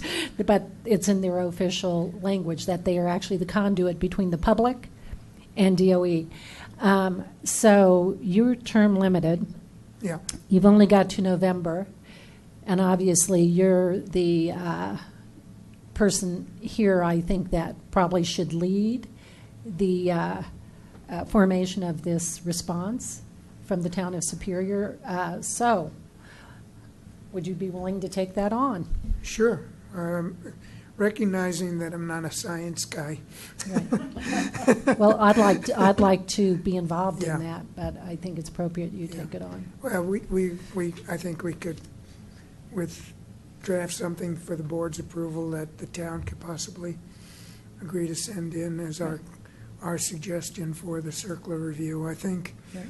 it'll be 5 years before anything else will change. And an oddity about what I could pick up on the explanation of how the CERCLA review works, it's almost a circular thing that if the remedy's working, it's very hard to introduce something new to it unless you can introduce the idea that things have changed. And that's really where the focus needs to be. And remembering that we all, I think almost all of the members of the committees, the communities that, it wasn't the Stewardship Council at the time, it was Rocky Flats Council of Local Governments, almost all of them supported the agreed upon remedy at back in 2005 or whatever. So this is the fourth review, so we should work on that, and yeah, I agree. Okay, all done? All done. Okay. Trustee Okay. Giselle. I'm last? Oh, good. Okay, I want to start by giving congratulations to a local family for some accomplishments they had. Even though we put our skis away, this is related to a competition at NASTAR, I believe it's called, the National Ski Championships. The Clark Lembitz family, neighbors of ours here in Superior, participated in the NASTAR National Ski Championships in late March. And 6-year-old Pierce earned a strong fourth-place finish in his area, and or her area, I'm sorry, and then her twin brother AJ earned a silver medal, and their father, Dr. Alan Limbitz, earned a silver medal in the men's competition, and mom Terry Clark earned her first NASCAR national championship. So great skiers, all of them, and I want to congratulate them in that accomplishment. On June 7th, I attended the Superior Chamber of Commerce Awards dinner. Great event, very deserving award winners, including our trustee Sorelli here. Wonderful seatmates I had at my table. Particularly enjoyed meeting Sam Blass and his wife Hillary. Sam is a new sales and marketing manager for Boulder Valley Ice and Indoor Sports Center. So if you want to advertise within and around the ice hockey or within the indoor sports area, he's the man to talk to. He will gladly take your money and put your name up inside the sports center. Also met Andrea Martin, sales manager for Buca de Beppo. Beppo wants to do catering for anybody and everybody who wants to. She provided some of the food there. Was great salad. Local manager for Smiling Moose. They had all their cookies on the table, and just a great event. Congratulations to Heather and her staff and the board of the chamber. They did an excellent job. June 8th, attended OSAC as alternate for Sandy Pennington, and we talked about some of the things that came up at that in the work session, but also the National Trails Day celebration was evidently a big hit. I'm glad I did not go because everybody was talking about snakes, and I would have been dreaming about them for 2 months. So if I'd have gone and seen those snakes. Would like to ask that we provide in an upcoming meeting soon a status update on the restoration of the buffer, the open space buffer, to make sure we know where we're at and how it's meeting the presentation of the elevation views along the area that they're restoring. I know they're working primarily on raising the building block area, the area where they'll actually build on, but would like a status report, Matt, from staff to assure us all that they're complying with the elevation views that they presented that they're restoring to. And then my last point I'd like to bring up is in the last couple of weeks, I've had several residents contact me asking if there's been a change that's been allowed to flight patterns over Superior out of Rocky Mountain Regional Airport. And I hadn't really thought much about it until Sunday morning when I'm sitting there reading my paper starting at 6 o'clock in the morning, and all of a sudden these planes, low-flying planes, are flying over every 2 minutes. And it seems like there's a lot of inordinate number of low touch and go, like 2 minutes, every 2 minutes, flying over, from the south side of Superior and northwest, toward the northwest, and then they come back around and do it again. And I've recommended to all of the people that have contacted me that Jefferson County owns the Rocky Mountain Metro Regional Airport. And I would encourage residents to go to the jeffco.us website, click on airport, click on noise complaint online form, and submit a complaint online if you also have concerns. And the more detail that you can provide, the better. Superior is an area that is supposed to be, the pilots and all the people that fly out of Rocky Mountain Regional Airport are asked to avoid, if possible, Superior and other green areas around. But there seems to be a lot of activity going on, and I would also ask if we can do something as staff and as a board to get this information to, or at least a comment to the Jefferson County commissioners, the 3 commissioners there, to know that we seem to have seen a change recently, and we'd like to ask it to go back to the way it was and see if we can mitigate some of the noise and some of the extreme amounts of traffic that are flying over Superior. Okay, thank you. Okay, thank you. Town manager? I don't have anything. Okay, town attorney. I did not provide you with a written report, so I just wanted to let you know that I have reviewed item 13C, which is on your consent agenda, which was the alcohol permit application, and we did notice some issues with the insurance. So it's on your consent agenda for approval with the condition that those insurance issues be resolved, and I will work with the town clerk to do that. And I'm happy to talk about the documents in item number 14 as well. I have reviewed all those as well. So when that is open, if there are any questions, I'm happy to address it then. Okay, thank you. Town clerk, or, I'm sorry, trustee Sorrell. Anything new on the Comcast renewal or whatever it is? We've been meeting with Comcast, and we're working on it, but they are not.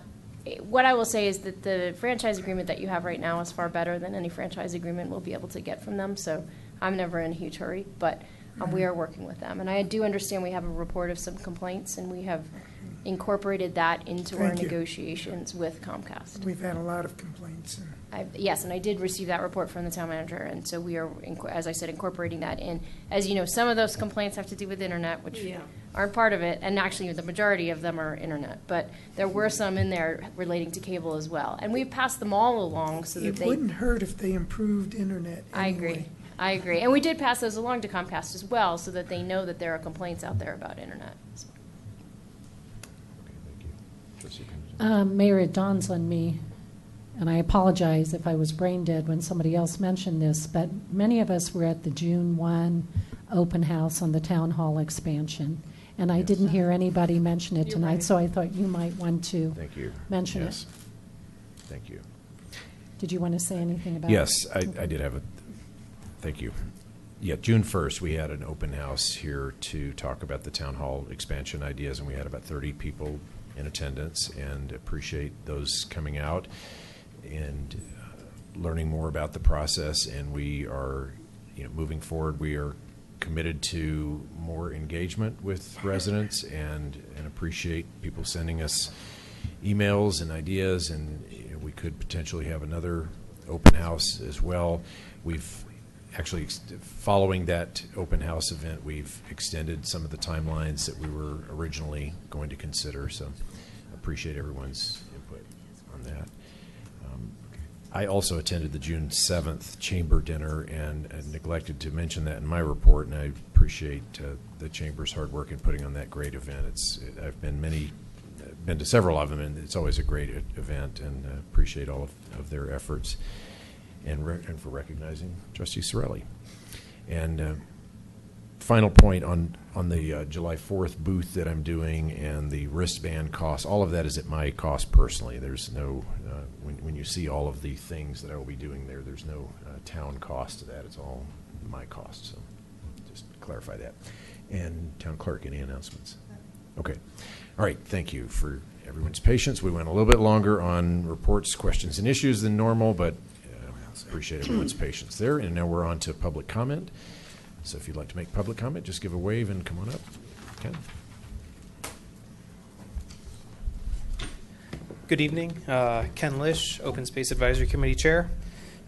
Just a few things I wanted to provide an update on. As was mentioned by several of you, we had our National Trails Day event that was sponsored by OSAC. Saw several of you guys there. That took place on June 5th. It was by far the best turnout we've had in the 3-year history of the event. Based off our best approximations, we think there were between 270 and 300 people that attended. During the event, we raffled off a hydration backpack, a set of trekking poles, and a Denver Zoo 4-pack. There were 127 people who entered that raffle.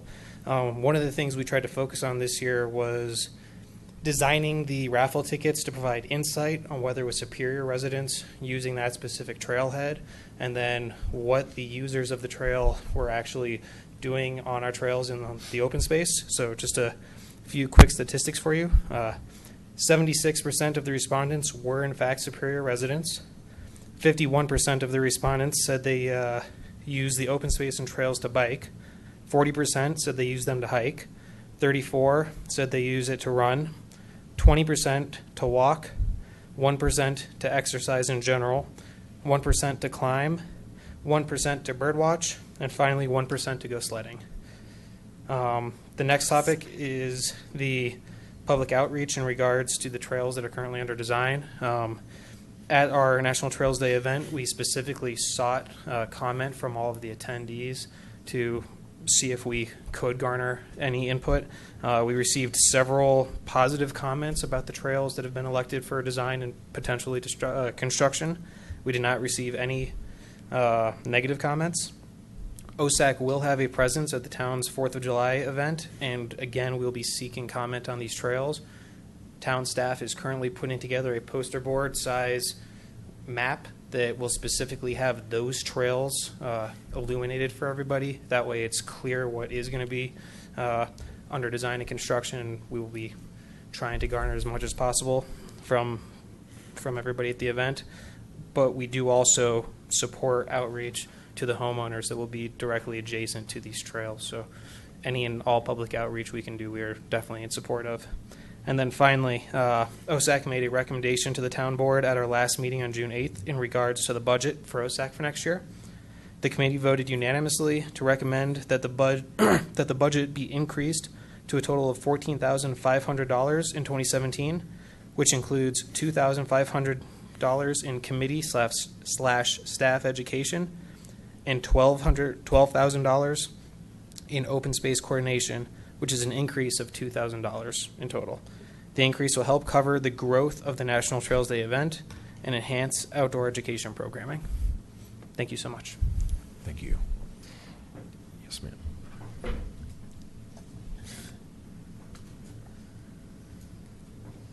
Hello. My name is Karen Logan. I am with the Tribal Soccer Club. I'm the Director of Operations for the club. I have Ivan Jackson with me tonight, who is our Executive Director. We are a nonprofit 501c3 youth sports club. Okay. I have been, we are just now celebrating our 20th anniversary. Our offices are located in Louisville. I've been a Lafayette resident for a little over 25 years, Boulder native. Within our family group, we had, for the previous year, we're still in the process of putting together things going into a year coming forward. Sports years end on July 31st and start on August 1st. The previous year, we had approximately 100 families from Superior with players in our club out of that. So it came out, it's about 13% to 14% of our players. So the reason I'm here tonight is to try to get into a position where we are able to use some field space in Superior. I have gone through the regular application process, the regular channels, and trying to gain permits for use of Williams Field and or some of the grass fields in that area with very little success. So I did stop in and visit Patrick Hammer a couple of weeks ago, and he indicated to me at that time that the process for me to try to get into this space to acquire some space for our Superior families to be able to hold practices closer to their own homes was to come and present to you during the public comment section of a meeting. And so that's basically why I'm here tonight. We have a lot of families and we love the area. We would really love to be able to provide a more convenient space for our families that live in Superior to be able to stay closer to home and in their community for at least a practice a week. So what we're hopeful for is to possibly get maybe a night on Williams Field and a night on a grass field. Ideally, we would like to see a 3-hour window, maybe in a 4:30 to 7:30 range or 5 to 8 o'clock range. Tuesday, Thursday would be our preference, our preferred days. Monday, Wednesday would be our second choice. And truly just, I'm truly just here because we would really like to be able to take care of our families that are from Superior and that reside here. And we would love to make a small footprint in your community and help do that. Great, thank you. Thank you Okay. for your comments. And I'll just say that I know that our staff tries to accommodate everybody, and I think one of the greatest challenges is just lack of available space, and we're very much looking forward to our town center development getting going, and that will hopefully provide some more of that capacity, because I think that's probably the biggest issue that they're facing. So. Right, and I do understand that. And truly, the reason I came here tonight and took a little bit of your time, and I appreciate your time, of course, is that they indicated that this would be the best pathway to go to hopefully accomplish a small goal of Yes. one night a week. It's great to hear that there's such a need, and we will certainly do what we can to work with that. Thank you. Go ahead. What age groups specifically would you be looking to accommodate? The club has age groups all the way from what we would call U9, which are generally 8-year-olds. So players born in 2008. We go up through the year 2000. So we go all the way from what we call U9 through U18, primarily in the Superior area. A number of our families fall into those younger teams. So like U9 through U12 are where a lot of our families from Superior are. Okay. And when is the season, the primary season for you guys? Soccer is 2 seasons per year, and so our fall season, which is the first season, which is backwards from LDSD, the season itself starts towards the end of August, so the time frame that we would be hopeful to acquire fields in would be starting at the beginning of August and go through approximately the first week of November. The second season actually begins about the middle of March, so we'd be looking for field space from the beginning of March through approximately the middle of May. And do you need full-size fields, or with that age group, is it a condensed size? If we had full-size field access, we would be able to place more than one team in the space. So it would depend on the space and the age group as to how much that we would need. If we were able to, for instance, use Williams Field, if we had younger teams, we might be able to put 3 on there at one time. If we were looking at an older team, 13s or 14s, it would probably be 2 teams at one time. And they would generally practice for about a 90-minute session. Hence, if we were able to acquire a 3-hour period, then we could run 2 practices back to back and accommodate more teams that way and more families. Okay. And one more time, the spring season was March to when? March to May. Yeah. So it'll start the middle of March and it will end approximately the middle of May. Okay. Thank you. Okay, thank you. Thank you. I'd sort of like to hear from Patrick. He's not here today, but could we get in the Weekly Digest or something, could he comment on the situation? Yeah, I mean, I'll get the board some additional information. I haven't had any discussion with the director about this, so I don't Okay. know what, if any, conversations have been had between Right. the group and the Parks Department, so. Right, and most of my communications, and I apologize, I don't recall if her name is Linda or Lydia, and she works directly with Patrick. And She works in the department, that's correct, yeah. Correct. Okay. Okay, we'll have some additional follow-up, so thank you. Thank you so much. Additional public comment?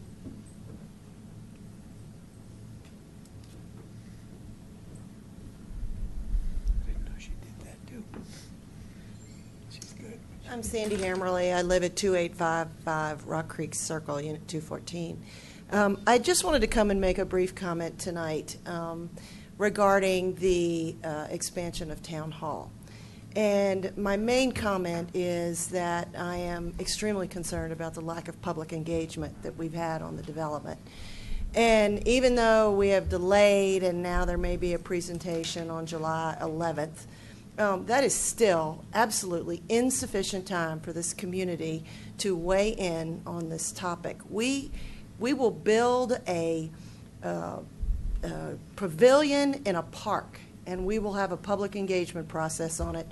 But yet we're talking about a $2.8 million expansion that's going to have a significant impact not only on the residents of Original Town, but on all of our residents. And the fact that we have not had public engagement on it, I strongly feel we need to do that before we move forward with any additional movement, discussion on the building. I know there was a meeting early in June. I've talked to a number of residents just at the pool in my community, and nobody was even aware that it was occurring. They were not aware that there was a $2.8 million expansion. There's like, you've asked about interior space for recreational programming. Supposedly this is going to serve us as residents, and yet we've had no public engagement on it. So I'm concerned that the comments you've heard thus far are primarily from the residents of Original Town, but you need to really do an effort to hear from the residents of Rock Creek and the folks who are not directly impacted about what they think And I would strongly encourage you to put together a working group to really talk about how do we get the message out about this. I want our staff to have good facilities. I truly do. I respect our staff. I think we have a great staff. I am angered when I hear comments about our staff being, there was some comment the other day about them standing around the water cooler. I have never come in and seen anybody standing around a water cooler. Anytime I come in, people are working very hard. I think they deserve good facilities. What concerns me is the lack of engagement that we've had with our community about what they feel like is the right thing. So I just wanted to say that as a resident of Rock Creek, as opposed to Original Town, that I think this is something we really need to engage on. The second comment I wanted to make is I am very sorry to hear that Deb Williams is going to be leaving our community and the Board of Trustees, and I wish her much success. But the other thing I want to say is her First Friday meetings are a really valuable resource for folks who are not like me and aren't engaged in a committee, or maybe a little shyer about picking up the phone or coming to the trustees meeting. And I think it's a great way for her First Friday meetings were a great resource for our community to engage. And I hope that one of the other members of the Board of Trustees will take over that for Deb and make sure that that continues. Thank you. Thank you. Additional public comment?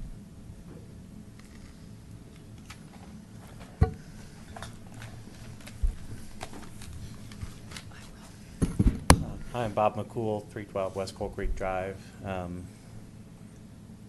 I don't often speak to my experiences with the town, but I'm a member of the Chamber of Commerce, past president of the Chamber of Commerce, former planning commissioner with the town, OSAC with Deb, CAC, ProStac.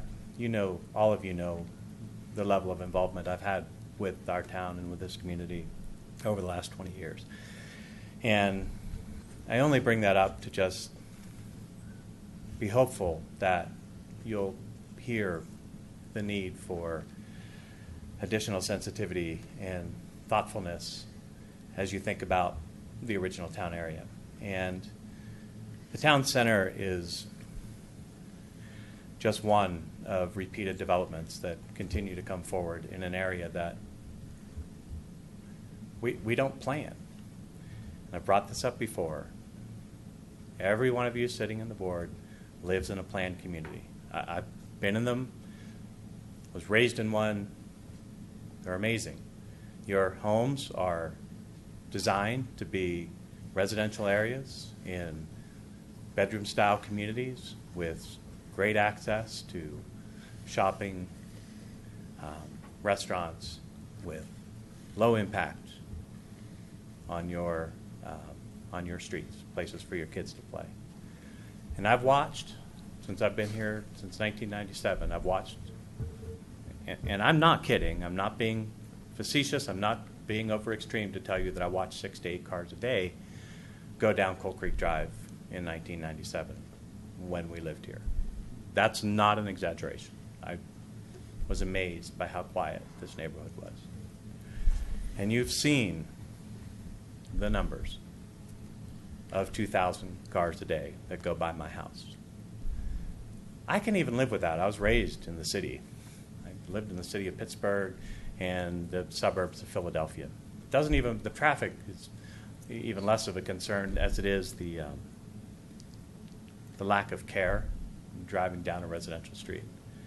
And the need for people to, everything from, oh, but it's such a pretty drive, to come down Coal Creek Drive instead of Marshall Road, or it's faster. I can even live with that. But the people, and it's a high percentage, it's over 50%, that drive quickly, that are in a hurry to get to the marketplace. They don't stop at stop signs. Some of them don't even slow down. And we continue to allow this area to just be planned by development, including our own town, wanting to build a town center across from 5 or 6 of our neighbors.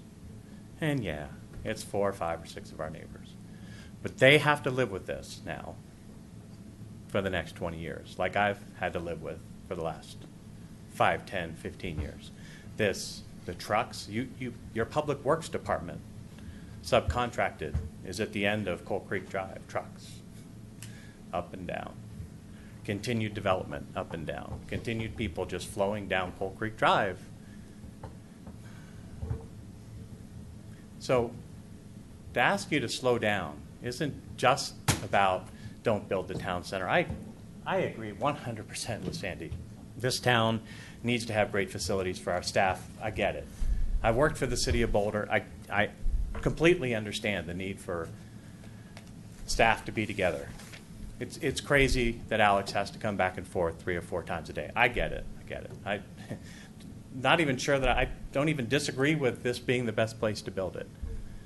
But I pay attention as best I can, which is far more than many of our residents do. I've talked to a resident the other day who didn't even have any idea that the town center was going to be what it was. So you have to reach out. You have to engage. You have to slow down. You have to take the time. And more importantly, we've got to think about this area. We need to think about just planning. You've got RTD wants to, I've heard comments about RTD wanting to build a residential along their park and rides. You've got Sura, who probably is going to have a desire to increase that area and potentially put residential in there. We have multifamily on the west side of Original Town, and you just keep putting people in here. But you don't change anything. You don't think about the traffic impacts. And it's not about Alex's numbers, about A, B, C, or D quality intersections. It's about what we can stand, and it's thinking about what you could stand on your street, in your neighborhood. And I'm begging for some sensitivity from all of you to slow down, plan this area, put together a planning group, find a planner who will engage this community, and I know I'm red, I'll wrap up in a second, to plan this community and engage this neighborhoods now, 1, 2, 3 of us, plus Sura, and help figure out what to do and how to handle it. And don't ignore it because it looks hard. I know it's hard. I know it's hard. I've looked at it. It's hard. But don't ignore it because it's hard, please. Thank you. Thank you. Additional public comment? Okay, Mayor Pro Tem Williams is going to read final public comment. Yes, an individual, one of our residents, was not able to make tonight's meeting. It was Teresa Clark, and she would like this read into the record under public comment. I am concerned about the lack of transparency to private meetings held by a majority of trustees and a representative of the Superior Town Center applicant / developer, Ranch Capital / RC Superior. Considering the essence of human nature, these private meetings give the appearance of and present the possibility of a preferential relationship with individual trustees and the Superior Town Center applicant and developer. Any and all of the relationship and communication between the town center developer and the town of Superior should be held in a manner defining the town as the aggregate of residents, employees, and trustees, never individual trustees. Here again, residents have been put at a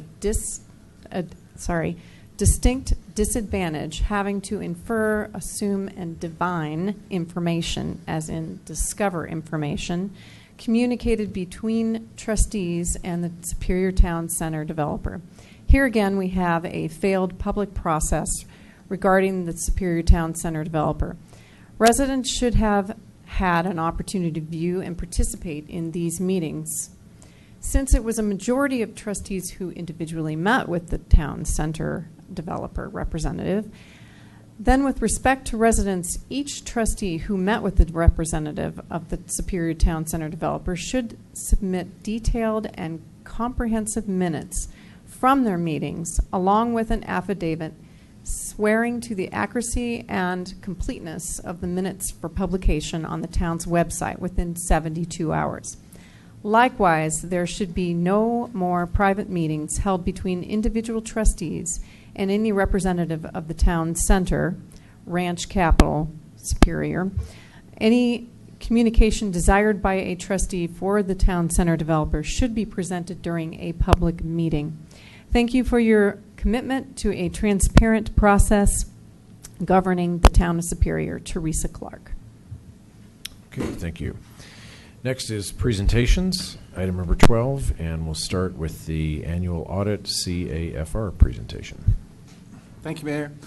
The annual audited comprehensive finance report for the fiscal year ending in December 31st, 2015, and management report from the town's auditor were enclosed in the packet for the board's review. For 2015, Swan Horst and Company, certified public accountants, performed the audit of the town of Superior financial statements and received an unmodified opinion from the auditor stating that the financial statements fairly present the financial position of the town as in conformance with the general accepted accounting principles. This is the highest statement of confidence issued by an independent auditor of municipal governments. And tonight, from Swan Horst and Company, Austin Bump is here to present the report to the board, answer any questions you might have. And I also like to thank Paul Nillis and Jeff Stone that are sitting in the audience, and Carol Smith from their department as well for all their hard work with regard to helping keep our financial statements in order. Thank you. My name is Austin Bump. I am an audit supervisor with Swan Horst and Company, and I supervised the audit this year. I want to remind everyone that this is the finished product of kind of all of management's hard work and the finance department's hard work. I also think it's important to sort of recap the audit process, just because I think that a lot of times it gets lost in sort of just this one paper-bound book. We spend 2 weeks out here, a week at interim and a week at final, with a team between 3 to 4 staff, and we look at internal controls. That is a huge part of the audit. And although not a lot of it's mentioned in our audit opinion or in our communication to you as a board, that is the foundation of how we build our audit procedures and how we obtain evidence and how we support that unmodified opinion that was mentioned, that clean opinion on the financial statements. So we talk with staff. We look at individual transactions. We do walkthroughs. We ask lots and lots of questions. And I think that time behind the scenes is what allows us to put our 1-page opinion in here, actually 2 pages, but it's the one thing that we have. The rest is the responsibility of management and the finance department. So our opinion is in this. The other required communication that we have is what we kind of informally call a management letter. It's our required communication to governance. In that letter, we recap the audit process again. We say that we have to express an opinion on whether the financial statements are free from material misstatements, so whether they're materially correct. The second piece that we're required to communicate in that letter is whether we identified any internal control deficiencies or weaknesses. And I'm pleased to sort of report to you that we did not identify that, or any deficiencies, any weaknesses. That means that the procedures are efficient, the second person review is in place, these checks and balances exist. And I think the other benefit, and this isn't to sort of talk about us as a firm, but we specialize in local government auditing. And I think that we've sort of built this niche about being able to provide best business practice suggestions. And if we had identified anything that we would have even determined to be, hey, you know, this is something that might improve a way that you're doing something, improve a process, we would certainly communicate that as well. And so the good news about kind of all of this is that things are working the way that they should be, and the way that finances and management has put these procedures in place, they're being followed.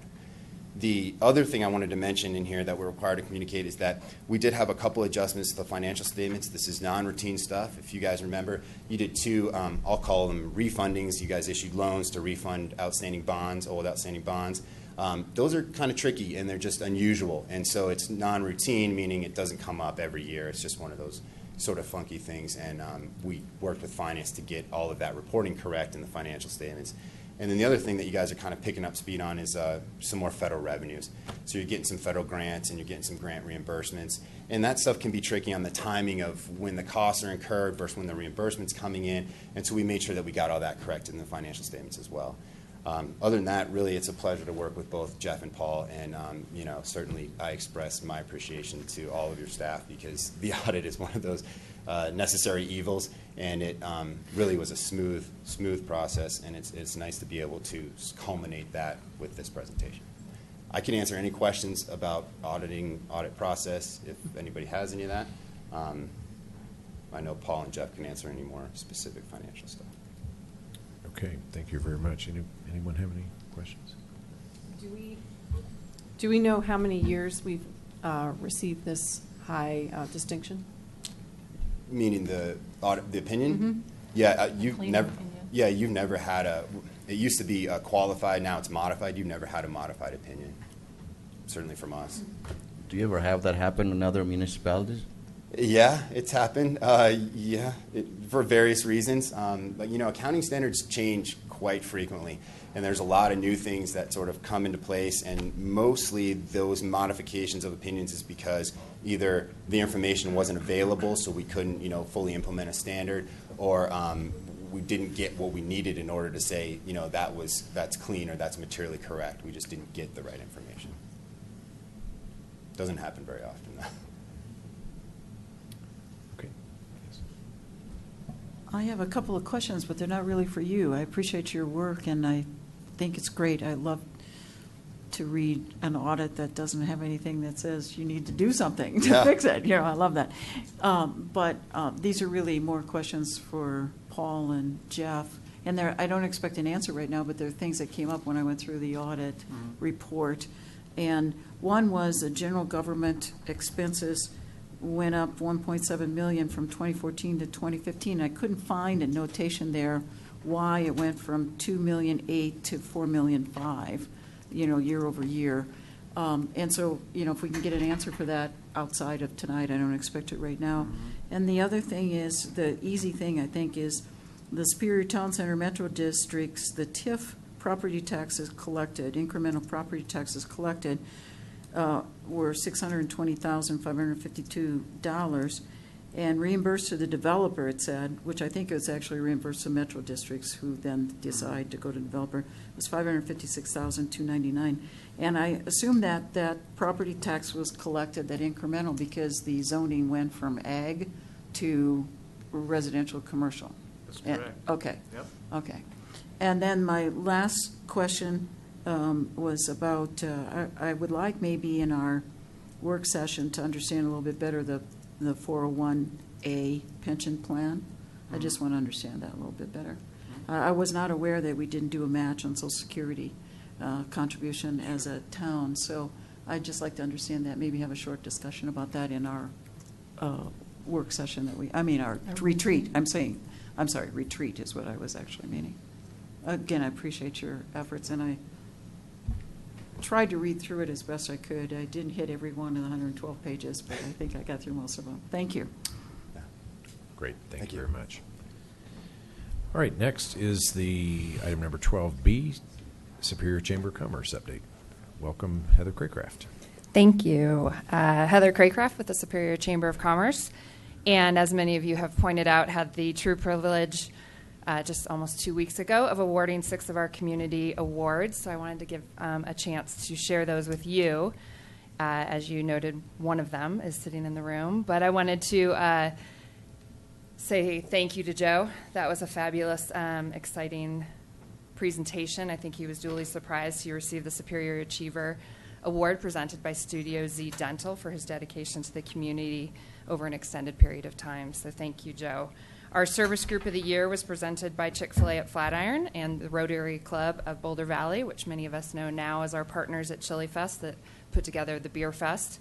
We're recognized this year, which was exciting. They have some change of volunteer leadership, so it was a perfect time to award the current resident, Brad Lesh, as the leader of that huge effort. They also help us flip pancakes at 4th of July, so it's definitely a partnership that we are lucky to have in this community. Our Business of the Year, which was presented by Centennial Bank and Trust, was awarded to Foothills United Way in their gallant efforts really to help so many people through the years since the floods of 2013, and now they have really rebranded their efforts to continuing that fight to help really a wide variety of people throughout obviously the nation, but in our area, importantly, was much appreciated. Our Independent Business of the Year, which was presented by the Daily Camera, was awarded to Boulder Valley CPAs, which is a local firm that has really grown. They reside in Louisville, but have been active in the chamber and really in our community through those efforts. Our Educator of the Year, presented by Stauffer Team Real Estate, was awarded to a Monarch High School, actually outgoing educator there. David Clark is an applied science teacher and has definitely made an impact. In the words of the principal there, Dr. Jerry Anderson has really made those students appreciate what they have learned, which is obviously a gift we all appreciate. And then finally, our Volunteer of the Year, which I shared with the town manager, has been exciting to work with Tori on staff here, working with the volunteers, and really a program that we're seeing grow. And she helped solicit some nominations, and Brandon Swanson was awarded. And I will speak personally from knowing him with his work gloves in hand at any town event. He is there through to the end, breaking down boxes for recycling or picking up trash across Community Park. And it was wonderful to have him in the presence with his wife when he was awarded that award on June 7th. So thank you. Thank you very much. It was a great event. All right, next on our agenda is item number 14, public hearing and adoption of a resolution approving the final subdivision plat FP and final. Did we do the consent agenda? I'm sorry, I just skipped right over that. It's so easy Yeah, to miss that. I'm sorry. Okay. It's okay. Item number 13, consent agenda. Do we have a motion to approve the consent agenda? Trustee Yes. Gregoris, motion, and second by Mayor Pro Tem Williams. And all those in favor? Okay. Consent agenda passes unanimous. Thank you. All right, next is item number 14, public hearing and adoption of a resolution approving the final subdivision plat FP and final plat site plan FPSP for Rock Creek Ranch, filing number 17C, block 1, lots 1 to 3, tracks A, B, and C, case numbers FP and FPSP 2016-1. Right. Oh, yeah. And we'll open the public hearing. Do we have proof of publication?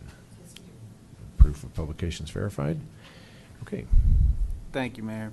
Tonight's review is mainly for will be for the construction of infrastructure for this property.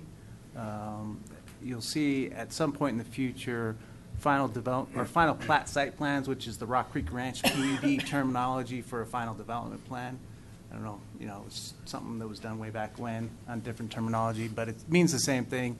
But the final plat site plan for future buildings will come forward at a future date. It's similar to what we're seeing happen in the town center, where the master developer is going to put in the infrastructure work, and then individual developers will come in for certain aspects of those lots. Gary Rohr with the development company and Chris Barnes are here tonight as well, and they have a presentation. Tonight we'll start off with Fred Fox and Stephen Williams for the staff presentation, and then we can have them come up and give their presentation after that. Thank you. Fred or Stephen?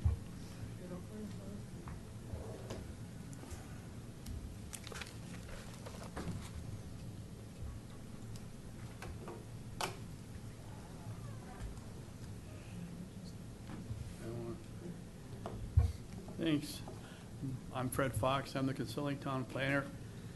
And tonight I've spent a lot of time on this one. We've had to divvy up some of the work here on the planning group. We've had so many applications come in at one time. So I've spent a fair amount of time on it, so they thought maybe I ought to try to give the presentation here tonight on this particular, these two particular applications. There are basically two. I mean, one is the plat to take the property and replat it. And then second is the final plat site plan, which is the final development plan for the horizontal, or basically the horizontal work that's going to be done in preparation for future development. So there's two applications, and I'm going to talk about these two interchangeably.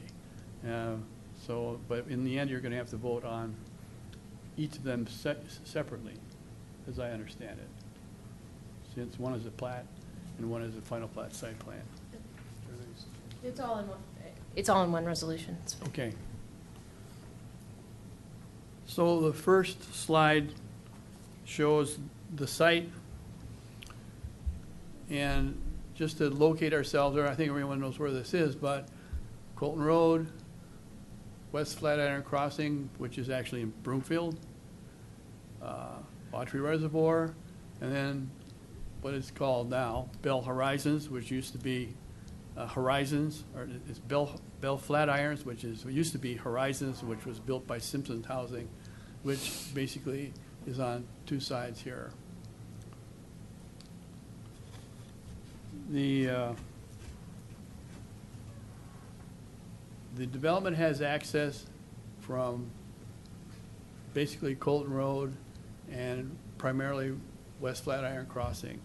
And I'll get into that a little bit more detail later about how this works in terms of the division of the lots. The basic improvements for this, the plat and the final plat site plan together, are basically to provide an access street inside of the development, which is both a public access way but a private street, to install utilities in that right-of-way, grade for proper drainage, and the grading for the proper drainage in turn sets up the two of the lots. Then we'll get into that in a little bit more detail. The landscaping along and the sidewalk work along Colton Road, that we have asked the developer to implement. And then the last item is to provide an easement here in the southeast corner there for a town gateway sign. So that is part of the plat. That easement is part of the plat.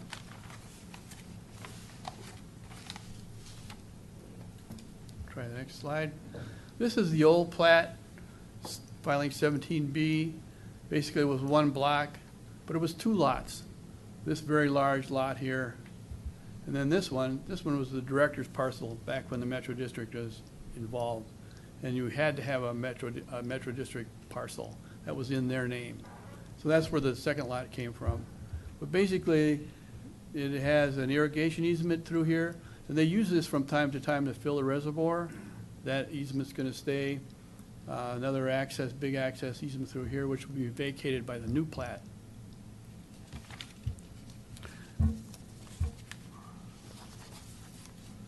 Go to the next one. This is the new plat, filing 17C. And what's happening here is the developer is making an access street through Tract A, dividing the parcel in basically into two parts. Lot 1 is this very large lot here, and then lots 2 and 3 are here. Tract, like I said, Tract A is for access. Tract B, made a musical interlude. Tract B is for the expansion of an currently existing detention pond here, and then in order to set up basically Lot 3, they have to provide a retaining wall between Lot 3 and block Tract B. So that's what this tract is for. There's a third tract way up here called Tract C. That is a director's parcel because this developer has a Metro District, and that Metro District has to have an interest in the property in order to be functional according to state law. Next one. This is a little better picture of how the parcel is being broken. So it's a little easier to see than on the plat, but Lot 1 is a very big lot. Lot 2, Lot 3, Tract B, Tracts A, B, and C. The site areas, the total site is about, I'd say on the order of 13.6 acres. Lot 1 is the large one. It'd be roughly 7.2. I rounded off the numbers. Lot 2 is 2.4 acres. Lot 3 is 2.5 acres. Tract A is about 0.6 of an acre. Tract B is 0.9 of an acre. And Tract C is 0.03 of an acre. And that, in total, in round numbers, adds up to about 13.6 acres. This is an exploded view of the plat and the development. mainly involving only Block 1, Lot 1, but part of it will be an expanded easement along Colton Road, which runs all the way to the end of the parcel for utilities and landscaping along, and sidewalk along Colton Road, which they are going to install. For the time being, this irrigation easement will stay. In fact, it'll stay probably in perpetuity, even if this is developed in order to use it as a filler for the reservoir. They'd probably have to pipe it in terms of some future development. But that easement is a very important one, so that one will stay.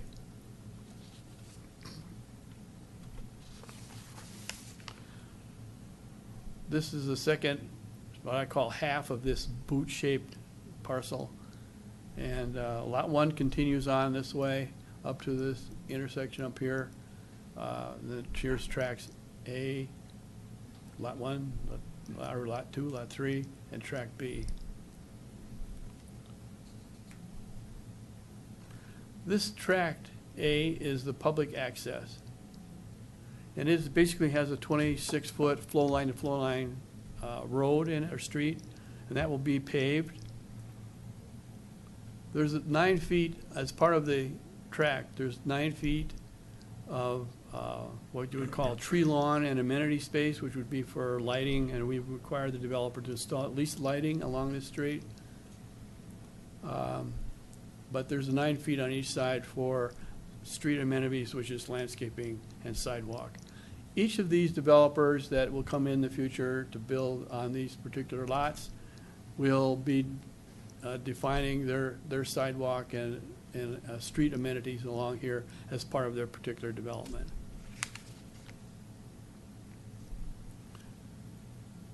As I said previously, track B allows the extension of drainage, a drainage pond to be built in this, to continue to expand. In other words, we have a pond here now, but it will need to be expanded in order to accommodate parts of this development in terms of drainage.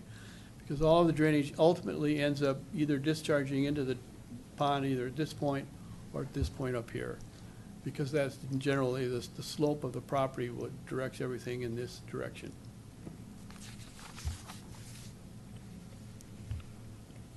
This slide is sort of talks a little bit more about I can talk a little bit more about the access.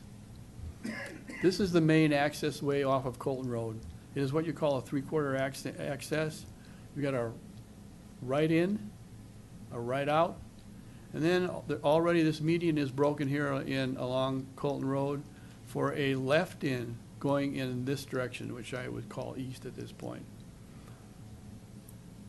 There will be no ability to make a left turn onto here from this point.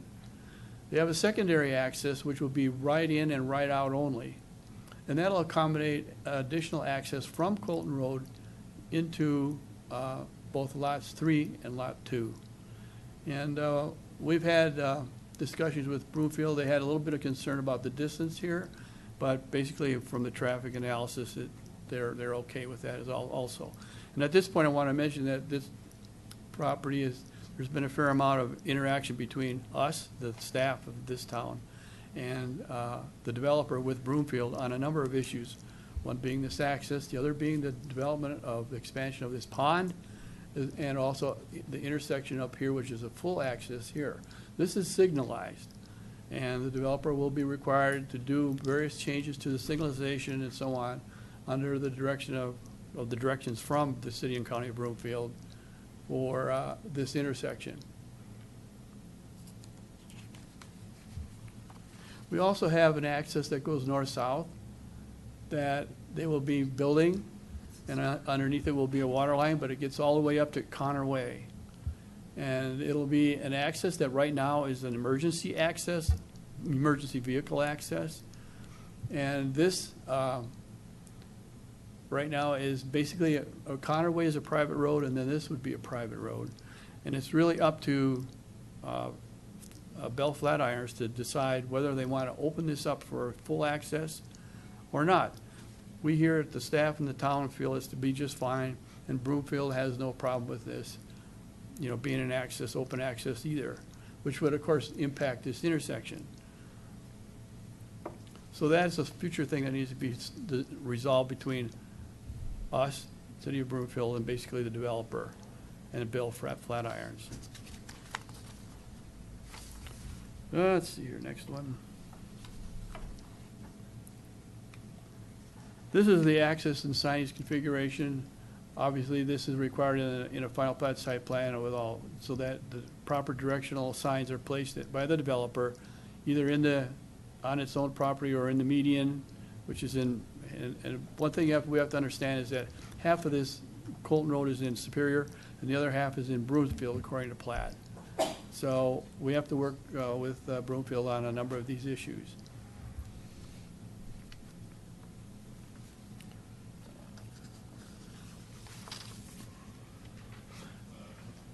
Next slide. This slide basically kind of depicts the drainage plan, and I've mentioned a few items about it already. But basically, the drainage is flowing this way, and there's a dividing line here where some of it will go along the street, and then another point will go this way, and it gets into a pipe either here or up here, and then it discharges into the pond at these two discharge points. The same basically flow is from across these lots, gets the drainage to these pipes which get into the pond. Once it's in the pond, any overflow it will then enter the drainage system in Broomfield. So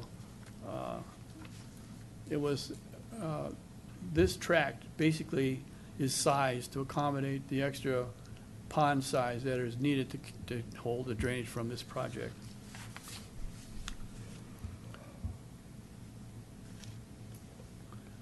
This slide shows the retaining wall. Now this retaining wall right now is in a conceptual form, and it's the subject of a condition in the staff report that suggested the board impose on the developer, and that is the car has to be fully designed and engineered prior to any construction on the site. So we get that done right away because it's integral to the grading of the site and all of that's involved in the setting up of this site. It's tall enough, roughly about 12 feet at the highest point, where it's going to have our guardrail on it. But these items are going to have to be approved finally by staff if you approve that condition.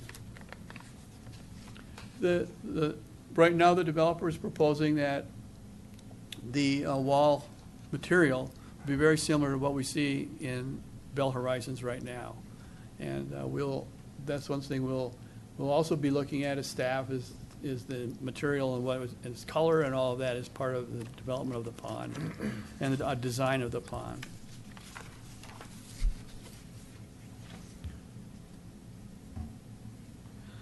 This slide shows the overall landscape plan, and it's divided into sections all along Colton Road, but it's going to be full landscaping all along Colton Road, trees, a row of trees.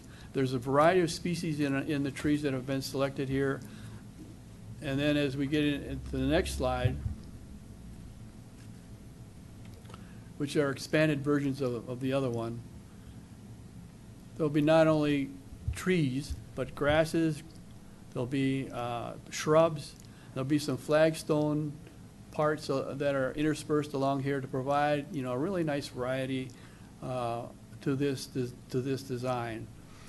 There is some landscaping already from West Flatiron Circle along here and part of the sidewalk that Broomfield built. We're going to connect right into there, and to make that basically seamless all the way from Tyler Drive to this point here at the West Flatirons Crossing. There is some landscaping, as showed on the previous slide, at the base of the retaining wall.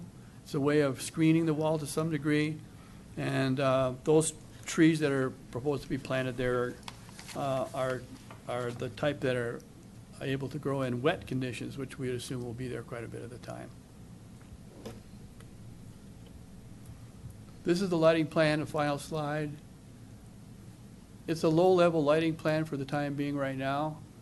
The highest, I think, level of foot candle level is about 2.0. So that's about the highest level we have for driveways. There's 5 poles being proposed. It's a full cutoff fixture, and the poles are 20 foot high. That conforms to the Rock Creek standards for street light height on a local street. So this at least gets the lighting started. Like I said previously, we can anticipate that each of these developers in either in Lot 1, Lot 2, and Lot 3 will provide additional potential lighting, particularly on this side of the property as we go along. I might increase it a little bit, maybe up to as much as, say, 3 to 5 foot candles.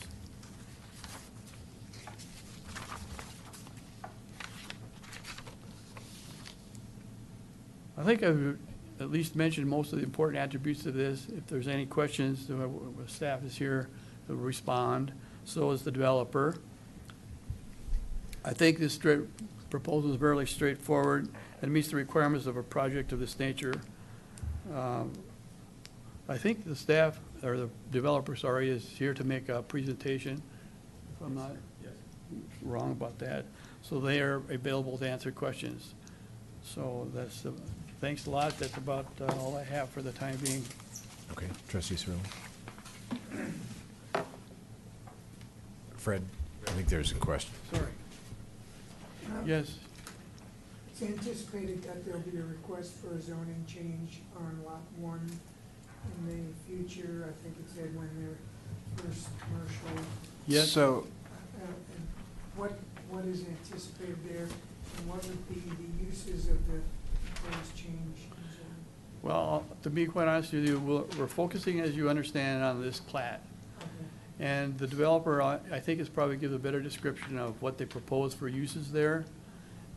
They have talked to the board in the past with concept plans about some of their ideas.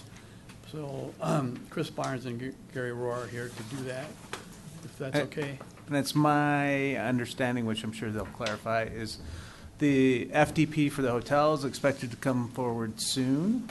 And at that time, they would have an application to rezone Lot 1. But okay.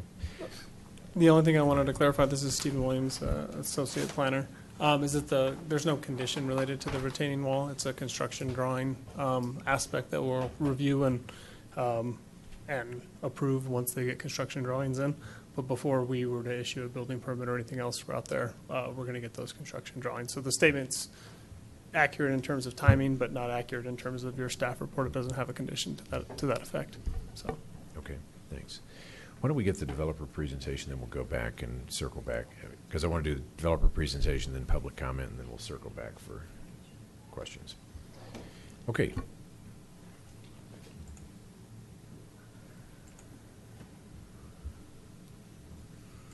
I driving this? You're driving. And do we have a... You have a pointer here, and you just bump down to the Good evening, Gary Rohr, 6650 East Ida Avenue in Greenwood Village. Good evening, Mr. Mayor, trustees. I'm Gary Rohr. You've seen me before. I was here last October. I have a brief presentation, which I'll just jump into. Resolute Investments, or cleverly, you see us on here as Rock Creek Development, Inc., is a local developer. We're out of Centennial. We're long-term holders. We're a little different from other developers in that mostly what we do, we keep long-term. So many developers come in, they're called merchant developers, come in and build things and move on, which is fine. That's a business model that necessitates a model of sort of building low and selling high, and we just have a little different approach. We're very long-term thinking in what we do. We're values-based. All of our decisions come from our values. Our purpose, which we think about, it's a lens through which we look at every single project that we do, is that we influence the built environment for generations. I mean, what we're going to do on this particular lot that we're here to talk about tonight, excuse me, will be there for 50 years. So it really matters what we're doing here, and we take that responsibility very seriously. Where we've come from, you saw this exact same slide, so I'm not going to belabor it back in October, but we purchased this property of June of 2008. It was zoned commercial at the time, which we thought was just fine because ConocoPhillips was getting ready to build a massive campus literally, across 36, something like half a mile from this property. At the time, we were talking with some ancillary users to the ConocoPhillips project, and we thought this was going to be a commercial office campus. And things change. I mean, it didn't work out like that. So we have worked very hard over the last 8 years for commercial opportunities on the site because that's what it's zoned for, commercial. We all know what happened with ConocoPhillips. The only thing that's interesting about this slide to me is that it was 2011 before they finally actually went away. So it was 3 years of planning, quote unquote, with ConocoPhillips for us on the site before it finally went away. I showed you this slide in October for third quarter of 2015. This is where we are in most current information we have, quarter 1, 2016. Again, the site is zoned commercial today. The northwest corridor for office is at 12.5% vacancy and $31 rates approximately. This is Class A. This is what you would be competing with if you built new today. For office in Boulder, it's 5.9% at $41. In Lodo downtown, it's 10% at $43. This number was 4 point something 6 months ago. It's because 2 spec office buildings got delivered there, but they have incredible leasing momentum. That'll be back down to 5%, I'm sure, in the next 6 months. So as you can see, much higher vacancy in this corridor for office and much lower rates. You certainly would need these $40 rates, which is really significant increase from 30 to 40 to justify new office construction up here. Retail overview. This market, as you know, was just drastically overbuilt with retail. It's some beautiful retail, but it's just drastically overbuilt. These are, and the retail market is quite strong in the Denver metro area, but it just isn't up here. This is a really hard to read number, but it's 13.8% vacancy, which is one of the highest, if not the highest vacancies of all vacancies in the entire Denver metro area for retail. Happens to be up here in this northwest corridor. The double whammy of that, of course, is that it has the lowest rates also. Literally the highest vacancy and literally the lowest rate. This rate is $14 and some, $14.88, I think. This would need to be over $30 to justify new construction. So you need much less vacancy, double the rate. I mean, just incredible increase in rate. It's because it's just overbuilt. I mean, the Best Buy up here, as you know, just closed. It's just going to take a while to absorb all of this retail that there is up here in this area before there's a whole lot of new retail built. So I showed you this slide before. This is what we've been doing on our properties since 2008. These are properties that we own the same period of time. And these are properties that we own in the Denver metro area, Denver, Littleton, Centennial, Westminster, Greenwood Village, Castle Rock, and then this property here. And the point of this slide is that what we've been doing on these properties is they've completely gone through this cycle. I mean, we've completely taken every one of these properties, except for this property, through the cycle and done something with it. So we sold this downtown site by Union Station, has an office building and hotel under construction. We've now opened a Class A self-storage facility in Littleton. We did a major entitlement in Centennial on 10 acres, pretty similar property in some ways. Apartments are built on half of it. A major hotel is on planning on the other half. In Westminster, right down here at Church Ranch and the Turnpike, we assembled the southwest corner there. And we sold 3 sites there. That's where the Drury Hotel is, and the Quaker Steak and Lube, the 7-Eleven, and some retail that was built there. So it's done. In Greenwood Village, near the Landmark Project, we built a Class A medical office building, which is 92% occupied right now. We built it spec. And in Castle Rock, we built 83 high-end apartments, and they're all leased up now in Castle Rock. So we don't have anything left of, I mean, we're working on some other projects that aren't on this list, but things that we owned back in 2008, this property still sits here. And when I brought this up, when I showed you this exact same slide last October, I said that's because we think that this site needs some residential on it, and some residential on it. Matt Magley told me one time, when I told him I thought that was a good idea, he said you could do residential on every site in Superior. That wasn't a big challenge, or something to that effect. And I said, okay, that makes sense. That was meant to be a joke, but that's exactly what he told me. So we came here, and I talked to you in October about doing a compromise, approximately half and half, commercial and residential on the site. This is a picture taken from my iPhone standing on the walking path. Somebody who saw this picture said, oh, professional with a drone. No, literally, I'm standing on the walking path. This is the view across this site to the north and to the west. These are the flat irons here, and I don't know if you can see it, but in this picture, but Longs Peak is just huge out here. There's unbelievable views on the site that are really unknown to most people, because unless you go and get up on top of the site and walk on that walking path, you don't realize that this reservoir is here and that these kind of views are here, which are unusual views, not really in Superior, I mean, for sure in Superior, but anywhere in the Denver metro area. You just don't have these kind of views for residential. So this is very similar to what we showed you in October. What we're here tonight is a request on the final plat site plan, which I have a hard time with also, and the final plat, the subdivision, which really lays the infrastructure, the groundwork for all of this. It provides the lots and all of the infrastructure, traffic, utilities, et cetera, for this plan. It's sort of the foundation so that we can then go the next step with this. But what we envision here is Lot 1. As Fred mentioned, this lot, we would come back with a residential rezone request here shortly, and I'll get to that in the next couple slides. Lot 2 and Lot 3, these stay commercial zoned. This has a residential zone.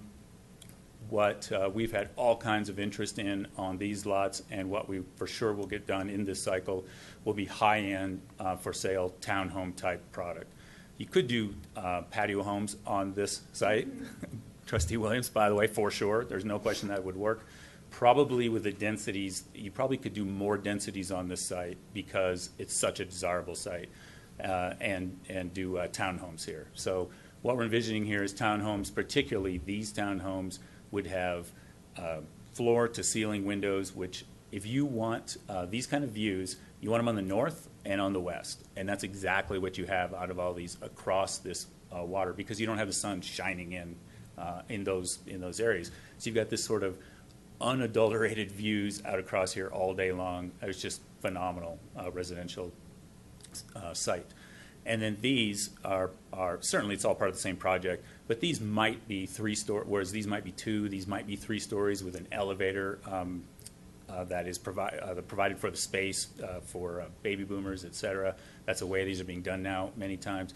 Maybe some roof decks, et cetera, but trying to get some views over these, et cetera. And that's all conceptual right now, and that's not where we're here to get approved tonight, but just give you an idea of the thinking for sure here.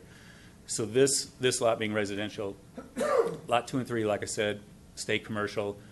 One thing I'd mentioned from Fred's presentation, this is all of this over here, it's a little hard to see, but this is the property line right here. All of this over here is off-site in Broomfield, and there has been incredible amount of work done with Broomfield city staff in Superior and engineers trying to figure out capacities, et cetera, at this. It's been very difficult to find the engineering on it. It's a whole long story that would bore you. But this is all off-site, and this is sort of like this reservoir. This is really nice. I mean, this has a lot of cattails, and it has ducks and geese in it, and a lot of wildlife. It's a really nice area as an amenity, actually. And this provides water storage for this entire site. This entire site flows, because water flows downhill, flows this way. So as Fred said, it discharges underground. It's piped underground, discharges here, discharges up here in the north, here into this whole area. So this is really kind of a nice area here that's being created as well. This exists, but this ties into it, and it's water quality and then water storage for this whole project. This is a site that we have under contract. This lot 3 is under contract. The hotel group is out of Texas. They're planning, they told us they think it's a Hilton Garden Inn. It'll be that type of a project for sure. Maybe, I'm not sure, I can't promise you it's a Hilton Garden Inn, but that's what they said. They have a handshake agreement with Hilton to do. So they'll be here soon, the next month, and you can hear it directly from them. We've been working with them. This is some site planning that they've been doing on the site. This is just them laying out, making sure it fits, parking, circulation, et cetera. But this shows they're doing some work on this right now. They've actually gone non-refundable with some earnest money on the site, which is a great sign, obviously, for us. They're really waiting for us in a lot of ways at this point, and we've told them, well, we're waiting for you. So where's your final site plan, which you're going to see on next slide. We had said, and I'll run through this briefly, but we said the hotel developer will submit the final site plan in July or August. They told us last week they thought they'd have it this week or next, so in June. So it's I mean, that's a little out of our control. I mean, we're shepherding it, but it's not us. So here's what we're doing tonight. We had a conceptual site plan meeting. You heard lots of this in concept back in October. There was some head nodding saying, yeah, go.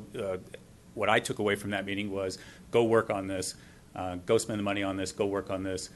We're not terribly opposed to it. That's what I took away. We went to planning and zoning 3 weeks ago and asked for a recommendation of approval of the final plat site plan and the final plat. We're asking for that approval tonight from you, from this body. The next steps, I mean, where we're going with this is in July or August, maybe in June, is what they're telling us now. Hotel developer will submit the hotel final site plan, which is on that lot 3. In July or August, in conjunction with that final site plan, we're actually working on it now, so we'll likely be in here in June as well, or first or second week in July. We'll submit a rezoning for lot 1, again, from regional activity center to residential. By the way, one thing that's interesting about this residential zoning on this, it was originally zoned residential back in the 70s, I believe it was, 80s. It was originally zoned residential. It might be a burger restriction that was done, would be my guess, by Simpson when they did all of the rest of their site as residential, obviously, to then zone this as commercial for their own purposes, by the way. But it's obviously sat here for a long time as commercial. Okay, so by the end of 2016, Rock Creek Development, we install all this horizontal infrastructure, which is now engineered, which is in front of you. We go do all of this infrastructure. We allow the hotel developer and any ultimate residential developers to start construction. I would think by end of the year, all of this horizontal construction, this road, all this landscaping, everything that's in the documents you're looking at, all this landscaping here, this lighting across here, all of the drainage down here, this wall, all of this horizontal construction would be done by the end of this year. This hotel would likely be under construction by the end of this year. Homes in here would be close. They would have to come in for final site plat, yeah, whatever. Thank you.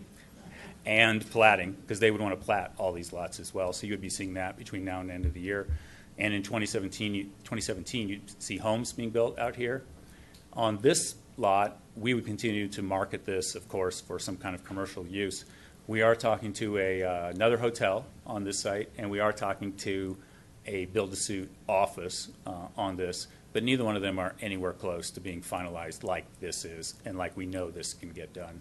So I don't want to represent exactly what's going to happen or what have you. These two will clearly get done in this cycle, which, by the way, I think we're in the 7th inning of this cycle for sure, maybe farther along, maybe later. It's time. I mean, we're going to do this site. It's time to do, and this can get done, and this we can go get done now. If we're not, we're going to be here for the next cycle, which is okay. I mean, it's not a disaster, but it's definitely not plan A, certainly for us. That's it from us. We will be back with this rezone to answer your question very specifically. We would have as part of this tonight. This is at great risk to us to subdivide this into 3 lots, do all this infrastructure, spend a couple $100,000 on engineering, et cetera, and then come back and say, oh, by the way, can we do residential? Which, I mean, just to do this hotel, we can't put in like water looping that goes all the way through the site, grading across 13.6 acres, big retaining wall, large expense.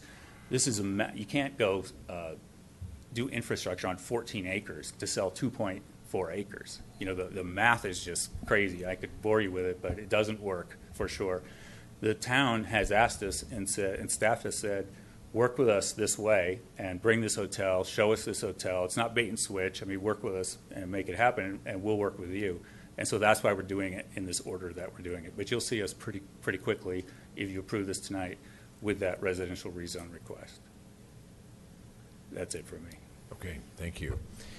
We do want to jump into questions, but let's give an opportunity for public comment, and then we'll get back into Thank you. Questions. So thank you very much. Opportunity for public comment?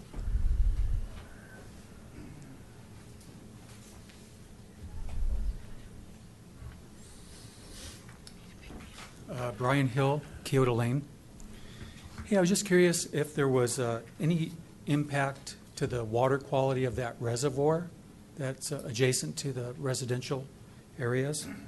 And then I was also wondering if there are going to be any kind of foundation issues, the way Flatirons has had problems, and this project is right between two water sources.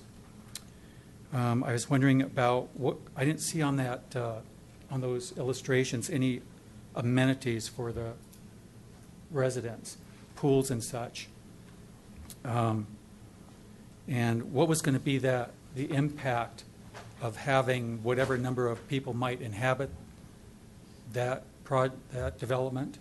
What will be the impact on town resources? What's the net impact?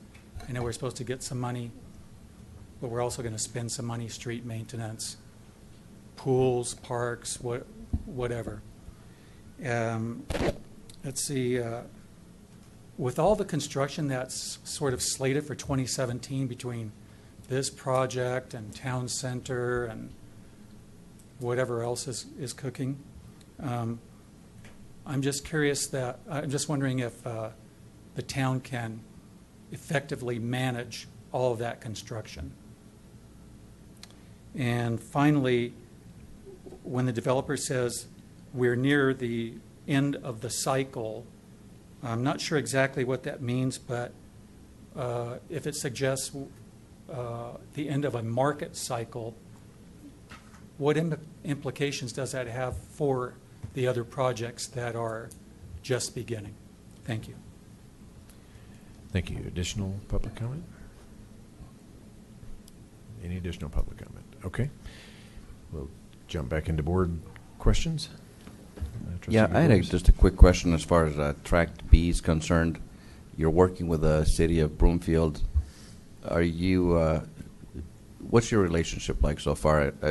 You said you don't want to bore us with all the details, but is it do you feel like there's going to be any problems, any obstacles or do you feel confident that you can create that beautiful pond there? Sure. Chris Barnes, 7374 South Alton Way, Littleton, 80112. We have worked with Broomfield. There was an agreement that was made between Simpson, Flatirons, and Broomfield about 10 years ago, I want to say, that gives the rules for how the pond is to operate. And we've shown that agreement to Broomfield, and they've been working with us really well. We've submitted plans. They've looked at our drainage reports. So far, the relationship has been really good, and I don't foresee any obstacles. Okay. Thank you. Thank you. Mayor Pro Tem Williams. So how long do you anticipate the road being fully constructed and completed to when it's opened to when there's actual development on there? In other words, what I'm looking at is, are we going to have this road that looks like a cut through through that corner to skirt the signals? Is that something on your mind? Have you thought about that? Is that something of concern? Well, it's in the future, so I can give you a guess. I mean, in other words, I don't know exactly, but we would not want it. We think it's in the neighborhood of $1.5 million or $2 million worth of infrastructure that we're doing here. So, there's no intention to do that and let it sit for years or even any extended period of time. Or open it after you've. Well, that'd be with the city. That would be with the city as to how access works, when it's gated, when it's not. Usually, a road like this is a public road. It will not be a public. This is a private road. Okay. Usually, this will be gated off as construction is going on in here and only opened once this is open, models are open, they're selling homes, this is Okay. open for business, et cetera, it's going to have a construction fence all Okay. around it. It's going to be gated off. And then also, is any of these residences going to be less than high-income properties? So so there's a need for all kinds of housing up here for sure. We've done some studies and talked with a number of brokers and developers of this type of product. Everyone thinks, the consensus for sure is higher end is what is needed on this site. That this site justifies, which is not a statement from me about what's needed in this county or this town, et cetera, but I'm saying on this particular site, the highest and best use is higher end, probably in the neighborhood of plus or minus $600,000 higher end townhomes. Probably baby boomers who are selling their houses, kind of thing. So 400,000 to 700,000 higher end. Okay, that just concerns me, just because everything in Superior has got to the point where it is high-income properties, and kind of prices out, some of our families and folks that aren't interested in that product. But it's just a thought. And by the way, you will have a developer of that product, as we have it under contract with them, standing before you before end of the year, saying, here's exactly what we want to build. Here's what it's going to look like. Here's the price range. Here's why, et cetera. I'm telling you my gut feel tonight on what that product would be. Okay. Okay. Trustees. This is probably more for the town, but is there going to be thank you. Is there going to be a need for us to have an IGA with Broomfield for any of the working parts of this development? It's a good question. We took a look at the agreement that currently exists for the pond with Broomfield, and instead of doing an IGA, what we did is we incorporated that into the development agreement, and what we did was give the town, because right now, if the owners are not maintaining the pond, Broomfield has the right to enter and maintain it themselves. What we did is we added on to that, saying, and if the developer doesn't maintain it, we also, and if Broomfield doesn't maintain it, we also have the right to go in. And what we said is we will cooperate, with Broomfield to make sure that maintenance is done if it's not done by the owner. We thought that would be an easier way to go than attempting to do an IGA with Broomfield, and will still protect us. Trustee Giselle? So who owns Autry Reservoir? Is that Bell Flatirons? Okay. And so they don't have any problem with you connecting to their pathway that goes around their reservoir? No, and we're. Do you mind coming up? Thanks. We're going to So we have certain easements with them that were negotiated when we bought the property, and there are a number of things that we're negotiating with Bell Flatirons currently. They are things like this access. It's a little hard to see, but it's going to be moved, which we have a right to do. I think it's not shown exactly, but I think it goes something like this right now. It's more direct. And we would reorient it here to the sidewalk, for example. They have access here, which Fred talked about earlier, that might be open and actually connect all the way out to here, which currently they use, they have maintenance trucks that go in and out of here and put gravel over the path, which creates a slip and fall hazard, et cetera. So there are a number of things that we're negotiating with them, one of which is where and how, this is sort of conceptual, we access this path. So it's all in the works is the answer. Okay. And then on Lot 1, the access is through Tract A, but I see here you're also from Tyler Drive, which is also private with them, so you'll be working that. Tyler Drive is also a private road. So when we bought this property, we have an easement that we can at any time access at this point, which does not exist currently. Right. Although when we do access here, when the owner of this property accesses here, then they also start paying a pro rata share of the upkeep and maintenance of Tyler Drive. So it will be up to the final. It's an option. It might be a fire knockdown, for example, and not actually fire access only, and it might actually be right out here or even a full access. It's to be figured out as this lot gets developed in the future. Okay. It's just showing right now. Okay, it might be better not to have it as a regular ongoing for the people that live over there. I wouldn't want it there. And then the Colton Metro District that already exists, you're moving their ownership up to a higher spot. But so ultimately, that Metro District will only have responsibility for the access road, Tract A, and the detention pond, or no? Yes? This part of the Okay. detention pond, yes. Just that This part, just that part? Yes. Okay, and that's where the 12-foot wall is, Mhm. and there's a fence on top of that, but there's no other fence, so you could gain access to the detention pond around the other sides of it, which are owned by Broomfield, or? Yeah, I mean, well, today, you can't, certainly from the sidewalk that exists, you can walk down here. Right, for but there's no example. 12-foot wall that's containing the water right now. It's just a little pond. It is nice, though. There are ducks and things that go there. But when you get a 12-foot wall up there, then, so you're only planting a fence along that portion of the 12-foot wall, nowhere else around the pond. Yes, that's right. And the wall isn't so much to keep access out from anywhere. The wall is because we're grading a huge site, and we end up, as you come across the site, you end up with this being higher. So it's really more of that as much or more. Well, you have a than trying to create 12-foot wall, pond. you got to put a fence on top of Yeah, it. You can't absolutely. be walking off of it Mhm. after you'd sleepwalk out of your hotel room and then drop off 12 feet into that. Okay, and then my last question is really more probably are there open space requirements or green space requirements within this plating? And what are they? Are they like 35%? Stephen or Fred, you want to?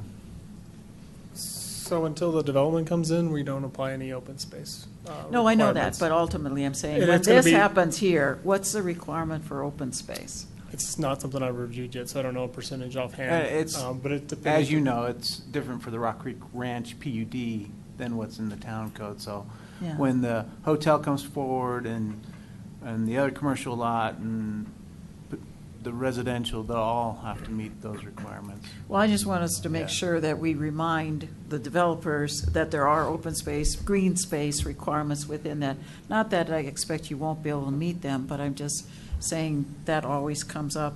And then we seem to always keep chipping away at it till we end up having nothing but just a sidewalk and a 5-foot tree lawn. Yeah. And then my last comment was on page 6 of the documents that I received there.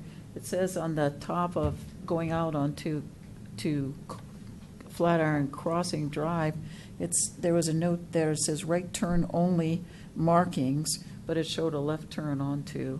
So I don't know if that's just an error or right there. It said, there was a box that said, no, right turn only markings, and then it showed a left turn onto Flatiron Crossing, just a It's error. a 4-way turn, and I believe it's going to be 2 lanes. So there will be one lane that's a right turn only, and the other lane will be able to turn left.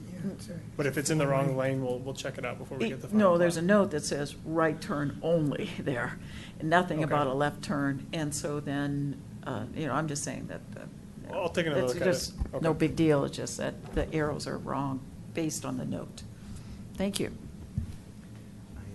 Okay. Wanted to make one more comment that if you can secure the Hilton Garden Inn, those are kind of cute little hotels, actually. They look really nice. So that would be, I think, a nice addition to our town. I hope that you get a Hilton Garden Inn. Trustee Penny? Water quality in Autry Reservoir, have you actually looked into it? While it's a body of water, my experience has not been that it's a great body of water. Sure, we haven't checked into it just because we're not the owner of it. What I Right. do know is all of our site flows downhill from it. And when we did our borings for geotechnical, we didn't encounter groundwater until like 20 feet. So we don't feel like there's penetration from Autry Reservoir onto our site of any water. Okay, I wasn't even talking about that. I was talking about if I buy one of those properties overlooking that reservoir, is it going to be nice and wonderful, or is it going to be murky and disease laden? I think it depends on how often it's filled with water from the town, and I think there's an agreement between the town and Simpson, or Bell Flatirons now, of how often that's filled. I just think as developers, you might have a vested interest in that since you're building a whole community around it. It's a great point. That reservoir, Chris is right, it's owned by Bell Flatiron, and it's fed by the Frico ditch. That's the. But how often is it renewed? Yeah. I'll just disclose, my son had our dog swim in it several times, and he emerged with Giardia, so you're warned. Okay?